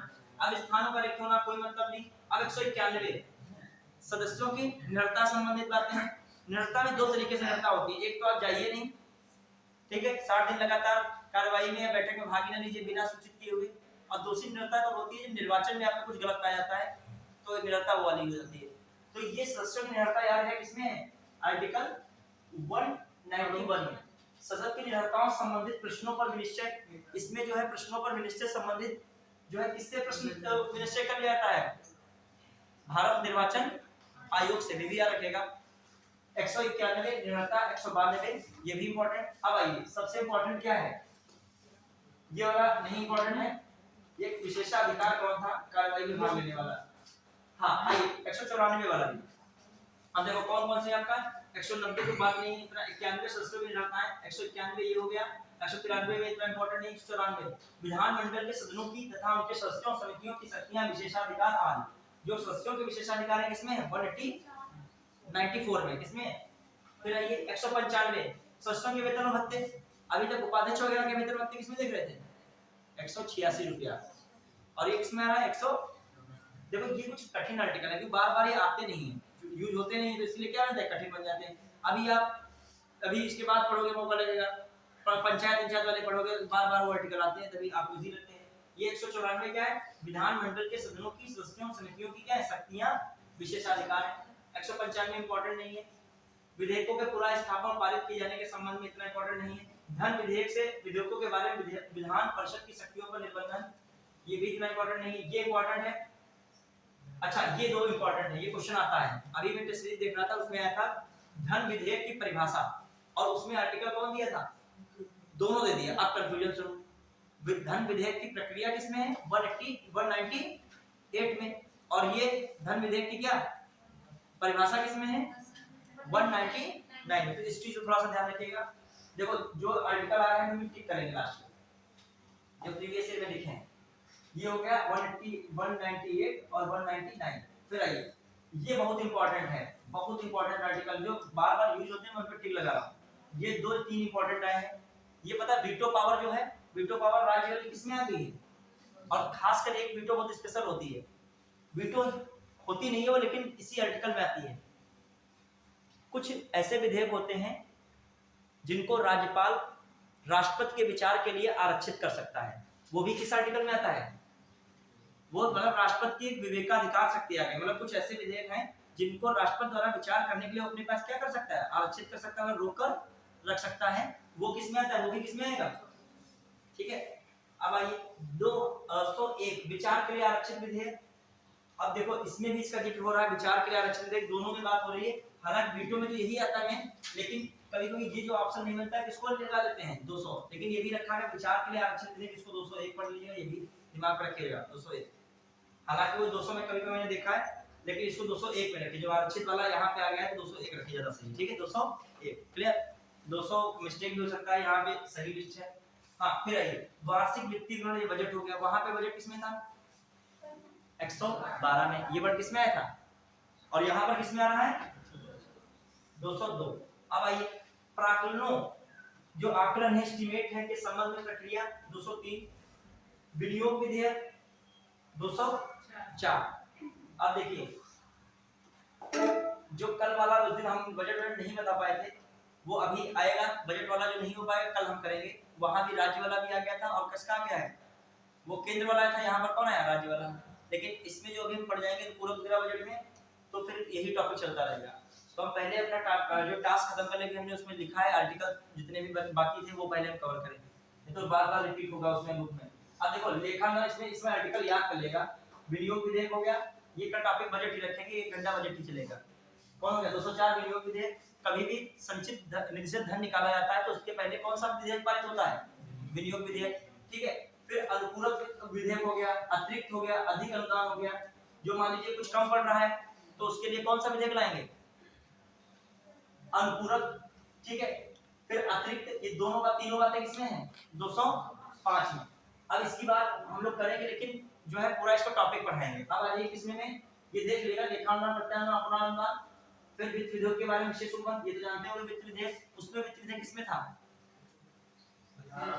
हाँ 117 में, यहाँ पे कितने में आए हैं 207। अब आइए देखिए, अब अब जो है न्यायालय द्वारा जांच न किया जाना आप देख लीजिएगा, बाकी इतने इंपॉर्टेंट। हाँ ये देख लीजिएगा, अध्यादेश वाली पावर किसमें है? 213 में। अध्यादेश वही बात, कब आता है अध्यादेश? फिर कब तक हो सकता है अधिकतम? सत्र शुरू होने के बाद। कितने समय तक लागू रह सकता है? 6 सप्ताह। क्लियर? और ये पारित हो जाता है तो क्या होता है? स्थायी कानून बन जाएगा। अब आइए, अब यहाँ से उच्च न्यायालय के देखिए जल्दी फटाफट, ये देखते जाइए क्या क्या बातें हैं। सबसे पहला बात क्या है? 214 में याद रहेगा, उच्चतम न्यायालय की राज्यों के लिए उच्च न्यायालय। ठीक है, इस संविधान संशोधन द्वारा कर दिया गया कि दो या दो से अधिक राज्यों के लिए उच्च न्यायालय हो सकता है। किसमें कहा गया? कौन संविधान संशोधन था? 2 या 2 से अधिक राज्यों के लिए क्या हो सकता है? एक उच्च न्यायालय हो सकता है। किसमें कहा गया था ये? 7वां संविधान संशोधन 1956। याद आया? फिर आइए, हाँ ये भी बताया गया संसद को अधिकार है किस यूटी को किस उच्च न्यायालय के क्षेत्राधिकार में रखा जा सकता है। इस समय बताइए कितने ऐसे नाम ही बता दीजिए, कौन कौन ऐसे जो है यूटी हैं जो किसी उच्च न्यायालय के क्षेत्राधिकार में आती हैं, जिनका उच्च न्यायालय उस राज्य के उच्च न्यायालय से संबंध है। जम्मू कश्मीर, लद्दाख, दोनों जम्मू कश्मीर से हो गया। और कौन है? कोलकाता तो है ही। कोलकाता से कौन है? अंडमान निकोबार। लक्षद्वीप से कौन? लक्षद्वीप किससे संबंध है? लक्षद्वीप केरला से। पुडुचेरी किससे संबंध है? मद्रास से, मद्रास उच्च न्यायालय। फिर आ जाइए इधर साइड, दमन दीव दादरा नगर हवेली, गोवा, गोवा तो महाराष्ट्र ही हो गया। दमन दीव दादरा नगर हवेली की संबंध है? महाराष्ट्र उच्च न्यायालय, बंबई उच्च न्यायालय। और बताइए इधर कोई और भी है? पंजाब और हरियाणा जब कौन है? चंडीगढ़, चंडीगढ़ आया था, चंडीगढ़ यूटी भी है और उसका उच्च न्यायालय कौन है? पंजाब और हरियाणा उच्च न्यायालय संबंध है। और बताइए और कोई बच रहे हैं आपके? लगभग सारे आपने क्या देख लिए। हाँ दिल्ली, दिल्ली स्वयं का एक ऐसा मात्र यूटी है जिसका क्या है? स्वयं का उच्च न्यायालय। कब एस्टेब्लिश हुआ था दिल्ली का उच्च न्यायालय? मैंने पढ़ा था दिल्ली का उच्च न्यायालय कब बना था? दिल्ली का उच्च न्यायालय फटाफट बताइए। 1966। 1966 में क्या दिल्ली उच्च न्यायालय बना था। 1992 में दिल्ली के बारे में क्या आया था? एनसीआर राष्ट्रीय राजधानी क्षेत्र बनेगा और विधान सभा बनाई गई थी। कौन सा संशोधन अधिनियम था जिसके द्वारा दिल्ली को रिफॉर्म किया गया? पूछा जाता है बहुत बार। 69 कॉन्स्टिट्यूशन अमेंडमेंट 1991, वो लागू हो पाया कब? 1992। और ये कौन सा आर्टिकल है दिल्ली के लिए विशेष उपबंध की बात करता है? बहुत सारे जो उपबंध है दिल्ली के उसी आर्टिकल के तहत है। कौन सा बहुत बार पूछा था बताइए? 239 डबल ए। याद आया? 239 ए याद आया? क्लियर? अब ये किसमें हम लोग चल रहे थे? हाँ उच्च न्यायालय के बारे में जान गए, थोड़ा बहुत सब चीज जानते रहिए। क्वेश्चन आ जाते हैं, मिलान करो, कहेगा पुडुचेरी उच्च न्यायालय कहाँ पे है, सब मिलान आ जाता है। ठीक है, फिर आइए क्या है? अब देखिए उच्च न्यायालय को अभिलेख न्यायालय, अभिलेख न्यायालय होना चाहिए। उच्च न्यायालयों का अभिलेख न्यायालय होना चाहिए। अभिलेख न्यायालय किसमें है? वहां पे थोड़ा मिलान कीजिए बैठ के। सुप्रीम कोर्ट में अभिलेख न्यायालय किसमें था? ऑप्शन 129। अभिलेख न्यायालय का मतलब क्या था? मेन जो निर्णय आते हैं वो अभिलेख एक रिकॉर्ड के रूप में क्या रखे जाते हैं और उस पर किसी भी अधीनस्थ न्यायालय का चिन्ह नहीं लगा सकता है। प्लस दूसरी बात एक और चीज इसमें आती है, कोर्ट ऑफ कंटेम्प्ट। वो भी किसके अंतर्गत आता है? अभिलेख न्यायालय इसी के अंतर्गत आता है आर्टिकल में। मतलब न्यायालय के जो निर्णय के विरुद्ध आप जो है क्या नहीं कर सकते हैं? हाँ पुनर्विचार के लिए याचिका कर सकते हैं, लेकिन उसके जो है आपराधिक और कह सकते हैं सिविल मामलों के विरुद्ध मतलब या उनकी तरह कोई आलोचना नहीं कर सकते हैं। मतलब आपको यदि उससे लग रहा है निर्णय में कोई समस्या है तो आप रिट जारी कर सकते, मतलब जो है रिट क्या एक याचिका कर सकते हैं कि पुनर्विचार याचिका कही जाती है कि इसके थ्रू आप क्या करें, एक बार रिव्यू कर लिया जाए। वो न्यायालय पे डिपेंड करता है वो करेगा या नहीं करेगा, लेकिन ये नहीं है कि मैं इस निर्णय का खंडन करता हूँ, सिरे से खारिज करता हूँ। इस तरीके से आप स्टेटस वगैरह लगाने लगे। ठीक है, कितने महीने कम से कम सजा होती है कोर्ट ऑफ कंटेम्प्ट में? 6 महीने। कितने महीने की? 6 महीने की सजा है कोर्ट ऑफ कंटेम्प्ट में। चलिए अब आइए क्या है 216 में उच्च न्यायालयों का गठन। देखो एक या दो क्वेश्चन तुम्हारे न्यायपालिका से जरूर आएंगे, कम से कम देने वो बनता है, पार्टी का पेपर सेट होता है ना वो। जैसे आपका 1 से 51 आर्टिकल तक 3-4 क्वेश्चन निश्चित आएगा, जो आएगा 3 क्वेश्चन मिनिमम रखेगा कम से कम। कितने एक आर्टिकल 1 से लगा के आर्टिकल 51 तक। वो हर बार तुम आप प्रीवियस से देखो, 23 का देख लो, मेरी बात नहीं सही लगी 23 का पेपर उठाइए, फिर 22 का देखिए, 21 का देखिए। ये क्वेश्चन ज्यादा पॉलिटी पूछी गई, माने 22 में 28 क्वेश्चन पॉलिटी आ गए, तो उधर से 5 क्वेश्चन तक आ गए। अब मान ली पूरे ही पूछ रहा है 12-15 क्वेश्चन, तो उसमें 2-3 तक भी आएगा। अब इससे ही 2 क्वेश्चन लगभग देगा कि न्यायपालिका भी स्वतंत्र है, एक सेगमेंट है पॉलिटी का। अब ये बताइए अगला, उच्च न्यायालय का गठन हो गया। हाँ, फिर एक उच्च न्यायालय के न्यायाधीश की नियुक्ति उसके पद की शर्तें किसमें है? देखो कंफ्यूजन वाले आर्टिकल है, राज्य के उच्च न्यायालय 214 में, 215 में याद रखिएगा, बहुत इंपॉर्टेंट है। अभिलेख न्यायालय 216 में क्या बच्चों है? उच्च न्यायालय का गठन है, ठीक है। फिर 217 में क्या कह रहा है? उच्च न्यायालय के न्यायाधीश की नियुक्ति और उसके पद की शर्तें। नियुक्ति बताइए, उच्च न्यायालय के न्यायाधीशों की नियुक्ति कम से कम 10 साल एडवोकेट हो। पहले तो योग्यता की बात नहीं, नियुक्ति। इसके लिए भी कॉलेजियम बनेगा। कौन बनेगा? कॉलेजियम। और उसमें भी जो है, जैसे वहां पे कॉलेजियम बनता था, एक मुख्य न्यायाधीश होता था, साथ-साथ कितने लोग होते थे वरिष्ठ न्यायाधीश? कितने वरिष्ठ न्यायाधीश होते थे? 4 वरिष्ठ न्यायाधीश होते थे। कितने होते थे? ठीक है, हाँ ठीक। टोटल कितने होते हैं? 5। एक तो हेड तो रहेगा ही। अब इसमें भी रहेगा, कॉलेजियम बनेगा, लेकिन इसमें कॉलेजियम में किसको शामिल कर लिया जाएगा? हाई कोर्ट के मुख्य न्यायाधीश को शामिल कर लिया। किसको शामिल कर जाएगा? हाई कोर्ट के मुख्य न्यायाधीश को। तो कॉलेजियम सिस्टम के द्वारा अभी भी है, पता है कॉलेजियम सिस्टम किस जजमेंट एक्ट के द्वारा इसकी न्यू पड़ी थी? न्यू पड़ी। और ये 4 वाली जो व्यवस्था है वो किसमें हुई? कौन सा जजमेंट था? सेकंड जजमेंट केस में न्यू पड़ी थी, और थर्ड जजमेंट केस में क्या बन गया था? ये 4 वाली प्रक्रिया अपनाने के बाद ये कर दी गई थी। आइए अगला, अब आइए उच्चतम, ध्यान रखिएगा उच्च न्यायालय के न्यायाधीशों की नियुक्ति क्या है? 217 एनजेसी बना था, national judiciary act commission, national judiciary appointment commission. हाँ बताइए, ये किस संशोधन अधिनियम द्वारा बनाया गया था? नंबर कौन सा संविधान संशोधन अधिनियम द्वारा बच्चों संविधान संशोधन करके 99वां संविधान बोली दी हमने, 99 कॉन्स्टिट्यूशन अमेंडमेंट हुआ, और उसमें क्या कर दिया गया? एनजेसी का क्या कर दिया गया? गठन कर दिया गया था। और उस एनजेसी में सरकार का चूंकि इंटरफेयर बढ़ रहा था, तो इसीलिए बाद में सुप्रीम कोर्ट ने इसको क्या कर दिया? खारिज कर दिया। ठीक है, चलिए अब आइए कहाँ पहुंचे? 217 में हो गया। अब आइए 218 बताइए, कुछ उपबंधों का उच्च न्यायालय में लागू होना। उच्चतम न्यायालय से संबंधित कुछ उपबंधों का उच्च न्यायालय में लागू होना। अच्छा, केंद्र कोई ऐसे कानून बनाती है जिसकी क्या समीक्षा उच्च न्यायालय कर सकता है? कर सकता है, ठीक है, ये भी याद रखेगा। ऐसा नहीं कि राज्य से संबंधित उच्च न्यायालय मामला देख सकता है, केंद्र से संबंधित मामले में भी जो समीक्षा कौन कर सकता है? कर सकता है। कौन करेगा? उच्च न्यायालय कर सकता है। जब आप डीप में देखोगे तो आपको मिलेगा। ये क्वेश्चन इस पे आया था, एक दिन सॉल्व कर रहा था, तो क्वेश्चन ही इस पे था। अब आइए कहां पे हम पहुंचे? उच्च न्यायालय के न्यायाधीशों द्वारा शपथ या प्रतिज्ञा। देखो अब उच्च न्यायालय के न्यायाधीश शपथ और प्रतिज्ञा के मामले में क्या समझते हैं? उच्च न्यायालय को न्यायाधीशों को शपथ कौन दिलाता है? पहले नियुक्ति कौन करता है? फाइनली उच्च न्यायालय के न्यायाधीश, उच्च न्यायालय के न्यायाधीशों को हाई कोर्ट के राज्यपाल करेगा। नियुक्ति नहीं, आपको वही करता है। कौन करेगा? राष्ट्रपति करता है। जितने भी न्यायाधीश हैं, बस आपके जिला न्यायाधीश को छोड़ के, जिला न्यायाधीश को राज्यपाल करता है, बाकी सुप्रीम कोर्ट, हाई कोर्ट न्यायाधीशों को कौन नियुक्त करता है? राष्ट्रपति। क्लियर? और सलाह किसकी रखती है उसमें? कॉलेजियम की। सलाह किसकी रहेगी? सरकार के लिए कॉलेजियम की। अब दूसरी बात बताइए, उसमें जो उच्च न्यायालय के न्यायाधीशों को वो जब नियुक्त करेगा, तो शपथ उनको कौन दिलाता है? अब शपथ दिलाने में सबकी भूमिका, राज्यपाल की भूमिका होती है, और उस उच्च न्यायालय के जो कह सकते हो सीजे, चीफ जज की भूमिका होती है। तो शपथ दिलाने में एक बार ऑप्शन आया था, शपथ दिलाने में होते हैं शामिल, तो उसमें राज्यपाल भी था ऑप्शन में, फिर उसमें लिखा था कौन है? उच्च न्यायालय का मुख्य न्यायाधीश भी था। ठीक है, तो ये पूरा, और उसमें राष्ट्रपति भी था। तो कौन सा टिक लगाना था आपको? उपयुक्त सभी। अब देखो एक सिंगल पूछता तो बड़ा कंफ्यूजन विवादित क्वेश्चन बन जाता है। अब आइए कहां पर हम लोग पहुंचे? स्थायी न्यायाधीशों के रहने के पश्चात विधि व्यवसाय पर निर्बंधन। ये देखो ध्यान दीजिएगा, 220 में कहा जा रहा है। इसका मतलब क्या है? जब आप सुप्रीम कोर्ट के मुख्य न्यायाधीशों को पढ़ते थे, उनके लिए क्या नियम था? कहां वकालत नहीं कर सकते वो? सुप्रीम कोर्ट का न्यायाधीश क्या हाई कोर्ट में क्या वकालत कर सकते हैं?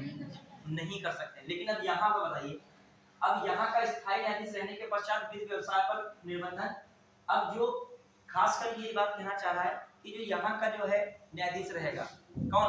उच्च न्यायालय का न्यायाधीश, वो उस उच्च न्यायालय को छोड़कर अन्य उच्च न्यायालयों में क्या कर सकता है? वकालत कर सकता है। ये भी ध्यान रखिएगा बात।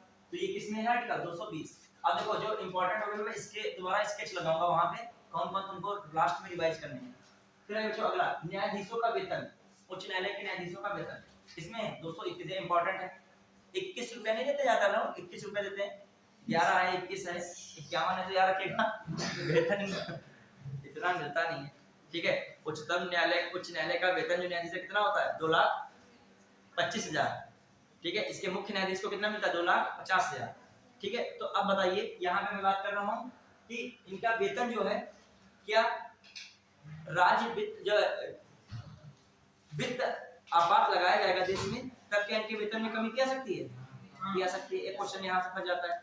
फिर आइए जो है इनका वेतन किससे निकलता है, उच्च न्यायालय के न्यायाधीशों का राज्य संचित निधि से निकलता है। इस आर्टिकल में राज्य संचित निधि आता है, ये सब क्वेश्चन आते हैं आपके, पूछा है आर्टिकल 266 में क्या आता है आपका, राज्य संचित निधि आता है। फिर आइए और क्या हो सकता है बच्चों बताइए। लेकिन जब रिटायर हो जाएंगे तब इनको पेंशन कहां से मिलेगी बच्चों, केंद्र या संसद से चिन्हित, केंद्र वाले के किससे लिखे, संसद संचित निधि। देखो ये क्वेश्चन अच्छा बनता है, क्या बनता है यहाँ पे, वेतन राज्य संचित निधि और आपको क्या पेंशन संसद संचित निधि। और जब आपातकाल आता है तो क्वेश्चन आया था क्या इनके सबके बताए वेतन में कमी इनको छोड़कर, लेकिन वो लाइन क्या थी, गलत थी। इनके वेतन में भी क्या कह सकती, कमी कह सकती। अच्छा इनके आचरण पर वाद विवाद हो सकता है, नहीं हो सकता है। दूसरी बात क्या इनको लेकर कोई भी जो कह सकते हो क्वेश्चन आंसर हो सकता है, बस एक वो रहता है कौन सा, हटाने के समय हो सकता है, वरना इन पे कोई टीका टिप्पणी नहीं होती है। हटाने वाला कौन सा व्यवस्था है, महाभियोग जैसी प्रक्रिया, ना कि महाभियोग प्रक्रिया, ठीक है। चलिए आगे बढ़े। अब आ जाइए, अब देखो महाभियोग जैसे हटाए कौन कौन, जरा रिकॉल करो कौन कौन महाभियोग जैसे हटाया जाता है। अभी आपका तो एग्जाम है ना, तो वो चीजें बार-बार रिवीजन करके गड़बड़ा जाएगा सर। एक आपको कौन हटाया जाएगा, हाँ चुनाव आयोग, वो भी चुनाव आयोग में मुख्य चुनाव आयोग, कौन मुख्य चुनाव, तो अन्य चुनाव आयोग कैसे हटते हैं, मुख्य चुनाव आयोग की सलाह पर राष्ट्रपति द्वारा, मगर मुख्य चुनाव आयोग कैसे हटता है, उच्चतम न्यायालय के न्यायाधीश के समान। और कौन हटाया सकता है इनके सर, कैग को भी किसकी तरह हटाया सकता है, सुप्रीम कोर्ट के न्यायाधीश की तरह। फिर कौन आ रहा है, राष्ट्रपति, खुद ही उसी तरीके से महाभियोग प्रक्रिया निकली हुई है, ठीक है। चलिए महान्यायवादी है क्या इसमें शामिल, नहीं, महान्यायवादी को जो है क्या रखा गया है, राष्ट्रपति के प्रसाद पर्यंत है, और वहां पर महाधिवक्ता राज्यपाल के प्रसाद पर्यंत है, ठीक है। फिर आइए काम मामला है। अच्छा उत्तर प्रदेश में क्या था, लोकायुक्त, अभी मैं क्वेश्चन देख रहा था उसमें था उत्तर प्रदेश में लोकायुक्त की स्थापना कब हुई, क्वेश्चन में पढ़ रहा था उसमें आया था लोकायुक्त की। आप ये जान लीजिए समीक्षा अधिकारी में फैक्ट चीजें ज्यादा पूछेंगे, पीसीएस में ज्यादातर आपको कॉन्सेप्ट फैक्ट पूछेंगे, प्रीवियस उठा के देखिएगा तो वो चीजें फैक्ट ज्यादा पूछता है, कभी एग्जाम में कॉन्सेप्ट ज्यादा पूछता है। लोकायुक्त जानते हैं कि नहीं, सबसे पहली बार लोकायुक्त कहां बना था, किस जो क्वेश्चन आया है, मैंने देखा कई बार टेस्ट सीरीज में क्वेश्चन देखा है मैंने कि एक में क्वेश्चन पूछा गया लोकायुक्त अधिनियम पारित करने वाला पहला राज्य कौन था, समझिएगा क्वेश्चन में डिफरेंट। फिर एक पूछा है लोकायुक्त की स्थापना करने वाला पहला राज्य कौन है, बताइए।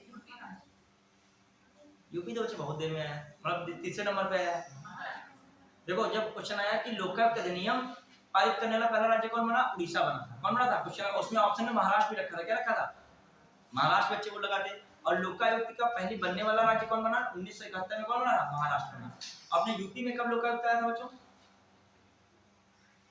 यूपी में लोकायुक्त कब बना, ये क्वेश्चन आ सकता है कि यूपी स्पेशल के थ्रू इसको पूछ लेते हैं पॉलिटी की चीजें। मैं यूपी स्पेशल में इसको देख रहा था 1975 में, कब बना था। और लोकायुक्त क्या करता है, खासकर भ्रष्टाचार की जांच कर सकता है, उस दायरे में चाहे मंत्री आए, चाहे मुख्यमंत्री आए, चाहे कोई भी आए, तो सबकी जांच क्या कर सकता है, वो लोकायुक्त कर सकता है। और लोकपाल वही पद लोकपाल में चला जाएगा तो कहां पे होता है, केंद्र में। और लोकपाल क्वेश्चन आता है किस जो है देश से ये लोकपाल की व्यवस्था ली गई है अपने वहां, स्वीडन से। स्वीडन में यूज हो रहा है लोकपाल के लिए ओम्बुड्समैन, कौन यूज हो रहा है, ओम्बुड्समैन, ओम्बुड से वो इनसे क्या ले लिया गया लोकपाल, क्योंकि भ्रष्टाचार संबंधित इसके लोकपाल और ये लोकायुक्त दो वर्ड्स बहुत ऊंचे आते हैं। चलिए आइए, फिर तो बहुत टाइम लग जाएगा। उत्तर प्रदेश में 2012 में संशोधन कर दिया गया, लोकायुक्त कितने वर्ष के लिए रखा था, 6 वर्ष के लिए। अब इस समय लोकायुक्त कितने वर्ष के लिए है, 8 वर्ष के लिए। याद रखिएगा कार्यकाल पूछा गया है, लोकायुक्त का कार्यकाल कितना है उत्तर प्रदेश में, 8 वर्ष। इस समय बताइए लोकायुक्त उत्तर प्रदेश से कौन चल रहे हैं, बताइए, तुम लोग बताओ, लोकायुक्त इस समय उत्तर प्रदेश से कौन है? राज्य वित्त आयोग इस समय उत्तर प्रदेश से कौन है?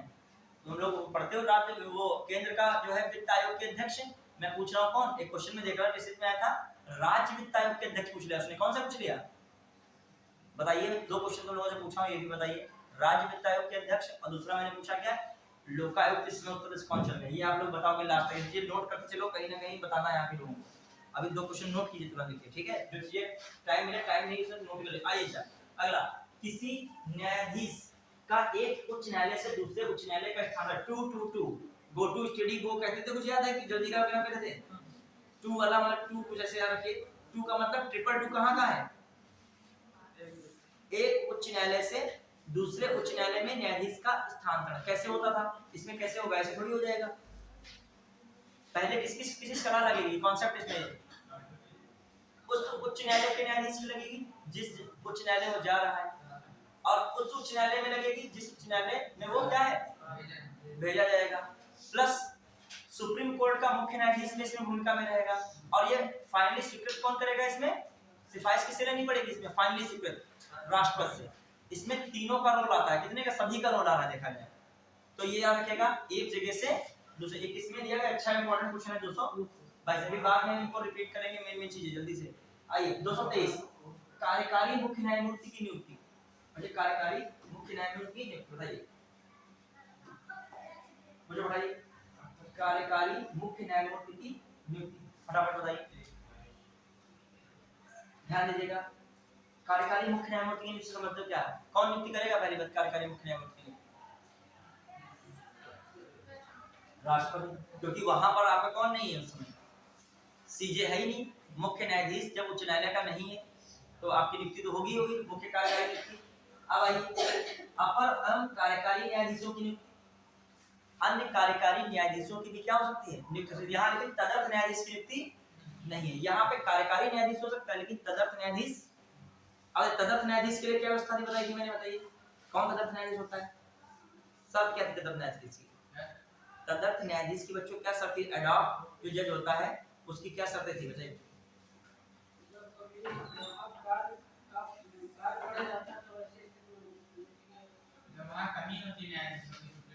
ये तो बात सही है, लेकिन जो लैंग्वेज पॉलिटिक्स के जो है पॉलिटी के अनुसार क्या आती है, जब गणापूर्ति पूरी नहीं होती, जब क्या होता है उस उच्च न्यायालय में क्या होगा, कोरम की पूर्ति नहीं होती है, तब क्या किया जाता है, कुछ न्यायाधीश उच्च न्यायालय से कहां पर ट्रांसफर किए जाते हैं?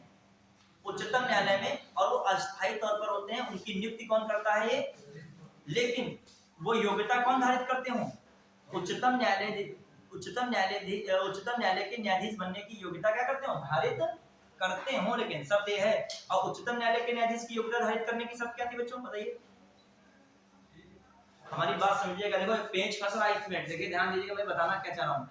देखो वहां पे तदर्थ न्यायाधीश होता था, यहाँ पर क्या है कार्यकारी न्यायाधीश वर्ड यूज कर दिया गया। अब मैं वहां कर रहा हूँ, वहां पे मुख्य कार्यकारी न्यायाधीश था तो यहाँ पर भी मुख्य कार्यकारी न्यायाधीश है, मतलब मैं मैच करा रहा हूँ उससे इससे। कभी कभी आता है यहाँ और इनमें क्या डिफरेंस है, क्या समानता है। मैं कह रहा हूँ मुख्य कार्यकारी न्यायाधीश वहां भी होता था, यहाँ भी मुख्य कार्यकारी न्यायाधीश है। यहाँ पर कार्यकारी न्यायाधीश आ गए हैं, सेवानिवृत्त न्यायाधीश भी हो सकते हैं। वहां पर क्या था खासकर तदर्थ न्यायाधीश, क्वेश्चन आ चुका है तदर्थ न्यायाधीश की नियुक्ति कहाँ होती है, तो केवल कहाँ होती है? सुप्रीम कोर्ट में होती है। मैं सब पूछ रहा हूँ तदर्थ न्यायाधीश वही बन सकता है जो सुप्रीम कोर्ट की योग्यता धारित करने वाला उच्च न्यायालय का क्या हो, न्यायाधीश हो। मतलब उच्च न्यायालय का न्यायाधीश जरूर हो, लेकिन धारित कौन सी योग्यता कर रहा हो? Supreme court. तो उसकी शर्त क्या होती है? कम से कम उसको 5 वर्ष का हाई कोर्ट में न्यायाधीश बनने का क्या हो चुका, अनुभव हो चुका हो, यही तो योग्यता होती है। या 10 वर्ष हाई कोर्ट में क्या किया हो उसने, वकालत की हो। समझ पाए? देखो ये चीजें बता, आर्टिकल पढ़ने में उन्हीं को आनंद आता है, सच बता रहा हूँ, ये समझने में, क्योंकि जो पहले थोड़ा हमसे एक एक क्लास आराम से क्या किए हैं, पढ़े हैं, और जिनको बिल्कुल अभी थोड़ा सा मतलब फर्स्ट टाइम में पढ़ रहे हैं एकदम, तो उनके दिमाग में बाउंस होने लगेगा कि सर क्या बता रहे हैं। और मेरा मजबूरी है बताना, मेरी मजबूरी ये है कि आपका वनडे एग्जाम हो तो कोई मैं बता दूं ऐसे बात खत्म हो जाएगी। ये एग्जाम केवल आर्टिकल रटने से नहीं हो जाएगा। आर्टिकल को बस मैं इसलिए रख रहा हूँ सामने कि ये टॉपिक से छूटे ना, इनके बारे में मैं बता सकूं विश्लेषण से, ठीक है। चलिए अब आइए प्रयास कीजिए, कुछ लिंक किया करिए, लिंक करो, थोड़ा सा प्रयास करो लिंक करने का। आइए अगला 224 हो गया कार्यकारी न्यायाधीश, बहुत इंपॉर्टेंट 224 का ए, उच्च न्यायालय की बैठकों में सेवानिवृत्त न्यायाधीशों की नियुक्ति। क्या सेवानिवृत्त न्यायाधीश उच्च न्यायालय के सदस्य होते हैं न्यायाधीश के रूप में? जिसके में रिटायर्ड लग जाएगा वो सदस्य के रूप में काउंट नहीं होगा। भले इनको शक्तियां मिलती हैं उच्च न्यायालय के न्यायाधीश के समान, भले इनके विशेषाधिकार भी उतने हो जाते हैं, ठीक है, लेकिन सदस्य के रूप में इनको काउंट नहीं किया जाता है और इनसे मांगा जाता है, अनुमति क्या की जाएगी, इनसे मांगी जाएगी। क्लियर? कि मतलब एक बार इनसे प्रस्ताव रखा जाएगा कि यहाँ पर वकालत या यहाँ पर न्यायाधीश के रूप में कार्य कीजिए। हाँ, फिर 225 में उच्च न्यायालयों की आधिकारिकता। बच्चे भाई, जो उच्च न्यायालयों की आधिकारिकता, बताइए क्या क्या उच्च न्यायालय की आधिकारिकता में होता है, बताइए खासकर क्या हो सकता है उच्च न्यायालय की आधिकारिकता में, बताइए इसमें। सिविल जो कोर्ट होते हैं इनके न्यायालय को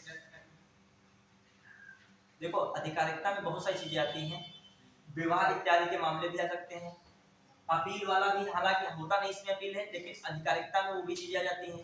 बहुत सारे कानून वगैरह होते हैं, उनको भी क्या कर सकते हैं, ये निरस्त इत्यादि कर सकते हैं। कंपनी कानून इत्यादि जो बनते हैं उनको भी निरस्त करने का मामला किसमें आ सकता है, अधिकारिकता में। अच्छा, वहां पे अधिकारिकता में चले जाइए, प्रारंभिक क्षेत्राधिकार, बताइए वहां की अधिकारिकता में। सुप्रीम कोर्ट की बहुत फेमस है, कल ही बताए थे, प्रारंभिक क्षेत्राधिकार है में लगा है लोग, वो नहीं, वहां पे थोड़ा सा अलग है इससे। सुप्रीम कोर्ट का प्रारंभिक क्षेत्राधिकार ज्यादा पूछा था, इससे ज्यादा पूछा था। किस आर्टिकल में है पहली बार प्रारंभिक क्षेत्राधिकार, 131 याद है कुछ की नहीं याद है, आर्टिकल 131। बच्चे देखो ये बताए, न्यायालय थोड़ा है कठिन, घबराओ नहीं, समझो थोड़ा बहुत इसमें सब फर्क है इसमें। हाँ, 131 आर्टिकल प्रारंभिक क्षेत्राधिकार की बात करता है। उसमें क्या है, केंद्र की प्रारंभिक क्षेत्राधिकार में केंद्र और राज्यों के बीच विवाद का समाधान किसके तहत होता है, उसके तहत होता है। या राज्यों के बीच विवाद का समाधान किसके तहत होगा, प्रारंभिक क्षेत्राधिकार। अब आइए 226, कुछ रिट निकालने की उच्च न्यायालय की क्या है, शक्ति। वो केवल जो है परमादेश की रिट मूल अधिकारों की रक्षा के लिए निकाल सकते हैं। ये परमादेश रिट अन्य कानूनी अधिकार है उनके लिए, उनकी रक्षा के लिए भी निकाल सकता है। कौन, सुप्रीम कोर्ट या कौन, हाई कोर्ट। इस बात को समझिए थोड़ा सा, क्वेश्चन बहुत बार आया है कि जो रिट अधिकारिकता के मामले में इसकी शक्ति किससे व्यापक है, ज्यादा सुप्रीम कोर्ट से व्यापक है। ठीक है, ये मैंने एकदम पूरा एक्सप्लेन किया था। तो वो केवल नागरिकों के मौलिक अधिकारों की रक्षा के लिए है, यहाँ पर ये तो है ही है इसके साथ, लेकिन अन्य जो कानूनी अधिकार है आपके, उनकी रक्षा के लिए भी कौन रिट जारी करता है, हाई कोर्ट करता है। और रिट के लिए मैंने पहचान की बात बताई थी, सबसे ज्यादा कंफ्यूजन होता है उत्प्रेषण में और किसमें होता है, प्रतिषेध में, यानी जिसे प्रतिषेध कहते हैं, प्रोहिबिशन और कौन, सब्सिडियरी, इन दोनों में कंफ्यूजन होता है। आपको नॉलेज बहुत होगा, लेकिन वो लैंग्वेज ऐसी लिखेगा तो लैंग्वेज में आप फंस जाओगे। और जितने मैंने प्रीवियस क्वेश्चन देखे हैं दो चीजों के, उनमें दोनों में एक चीज देखी मैंने। देखो पहली बात तो ये बताइए, पर रिट 2 मिनट में हो जाएगा, रिट बताया था, याद कीजिए, बताया था कि नहीं।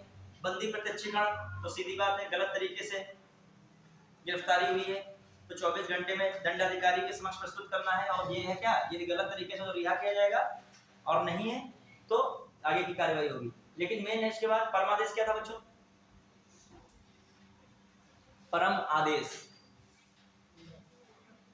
बताइए, जब कोई अपने कर्तव्यों का, खासकर सरकारी कर्मचारी संस्थान, ये कोई कर्तव्यों का पालन नहीं करता है तो क्या है, पूछा आदेश दिया सकता है कि आप सही से क्या कीजिए, अपने कर्तव्यों का पालन कीजिए। अधिकार रक्षा क्या था, अधिकार पूछना, क्या अधिकार पूछना, आप किस अधिकार पर इस पद पर कार्य कर रहे हैं। कुछ मोटा मोटा इसमें याद रखो, कम से कम वहां पे आए तो कुछ दिमाग में क्या हो, मतलब उल्टा पुल्टा बिल्कुल सरेंडर ना कर दो कि पढ़े थे छोड़ो इसको, छोड़ो नहीं, उसमें एक बार जाके देखो, शायद वो क्या हो जाए। फिर आइए, कंफ्यूजन कौन है, हाँ अब आइए, अब कौन सा दो बातें बच रही हैं, मेन है उत्प्रेषण और प्रतिषेध। हाँ, ये दोनों चीजें निचली अदालतों के लिए पहली शर्त है। ये मैंने बहुत बार लिखवाया है इसको, इसमें बहुत टाइम लग जाएगा, मैंने लिखवाया है कई बार, लिखवाया नहीं है इसको मैंने, तो ये बहुत टाइम लगेगा, सुन लीजिएगा। ये आपका उत्प्रेषण प्रतिषेध में ध्यान रखिएगा बच्चों, क्या है, बस एक चीज, ये अधीनस्थ न्यायालयों के लिए लागू होता है, और खासकर अधीनस्थ न्यायालय जो अपने अधिकार क्षेत्र से बाहर जाकर कोई निर्णय करते हैं, निर्णय देते हैं या कार्रवाई करते हैं। अब देखो दोनों में अंतर क्या है, प्रतिषेध में क्या होता है, उस कार्रवाई को रोक दिया जाएगा, उच्च न्यायालय द्वारा, उसके ऊपर न्यायालय स्वीकार रोक देगा, अधीनस्थ न्यायालय की कार्रवाई को रोक देगा। लेकिन जो देखा जाए उत्प्रेषण में क्या, उत का मतलब वापस, मतलब यहाँ पर न्यायिक समीक्षा वाली पावर ऐड हो जाती है न्यायालय की। मतलब वो कहेगा कि आपका जो अधिकार क्षेत्र से बाहर जा रहे हैं तो इसके क्या कीजिए, इसको यहाँ पर इस मामले में क्या कीजिए, स्थानांतरित कीजिए। तो जब स्थानांतरित करने का वर्ड आए, न्यायालय द्वारा अपने अधीनस्थ न्यायालय से मामले को स्थानांतरित करने की बात की जाती है, तो कौन लगाओगे? और कभी कभी ये भी वर्णन देता है, कहता है न्यायिक समीक्षा, अधीनस्थ न्यायालय के निर्णय की न्यायिक समीक्षा करने के लिए किसी मामले को लाया जाता है, तो भी कौन टिक लगाओगे? तभी उत्प्रेषण। देखो मैं प्रीवियस ईयर क्वेश्चन लगाऊं उस आधार पे आपको जिससे फंसती है वहां पे मैं वो केवल वर्ड कर रहा हूं, बता रहा हूं, और आप जो खुद लगाओगे, खुद इन चीजों को क्या करने लगोगे, समझने लगोगे। लगाइए, क्वेश्चन बहुत जरूरी है। आपके हैं ही कितने टॉपिक, 4-5 हजार क्वेश्चन होंगे मुश्किल से, उतने भी नहीं होंगे, ज्यादा बोल दिया। मेन क्वेश्चन लगा डालिए एक बार पॉलिटी का, तो ये हो जाएगा। कम से कम जो पॉलिटी क्वेश्चन आएंगे हो जाएंगे। मैं बताता हूँ, मैं जीएस का मैथ है पॉलिटी, हिस्ट्री में जितना भी पढ़ो तुम इतना भूल भाल जाओगे। कहीं संजीवनी पत्रिका आ गई, कहीं युगांतर क्रांतिकारी समूह आ गया तो युगांतर पत्रिका आ गई। अब तुम कंफ्यूज हो, भूपेंद्र नाथ दत्त थे कि वीरेंद्र कुमार घोष थे। पता स्वदेशी आंदोलन पूछ रहा है, स्वदेशी आंदोलन ही नहीं पूछ रहा है, उसके बारे में सब कुछ पूछ रहा है। समझ पाए बात की नहीं?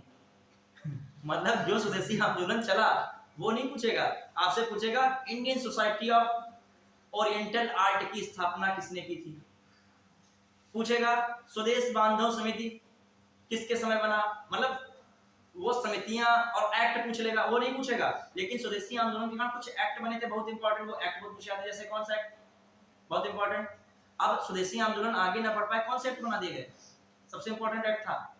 ये भी पॉलिटी का विषय आ जाता है, कभी कभी अधिनियम पॉलिटी में आते हैं, तो वैसे वहां का एक्ट है। जैसे अब ये स्वदेशी आंदोलन से जुड़ा हुआ एक्ट है, ये क्या था, एक बना था राजद्रोह सभा अधिनियम 1907। कौन बना था? राजद्रोह सभा अधिनियम 1907।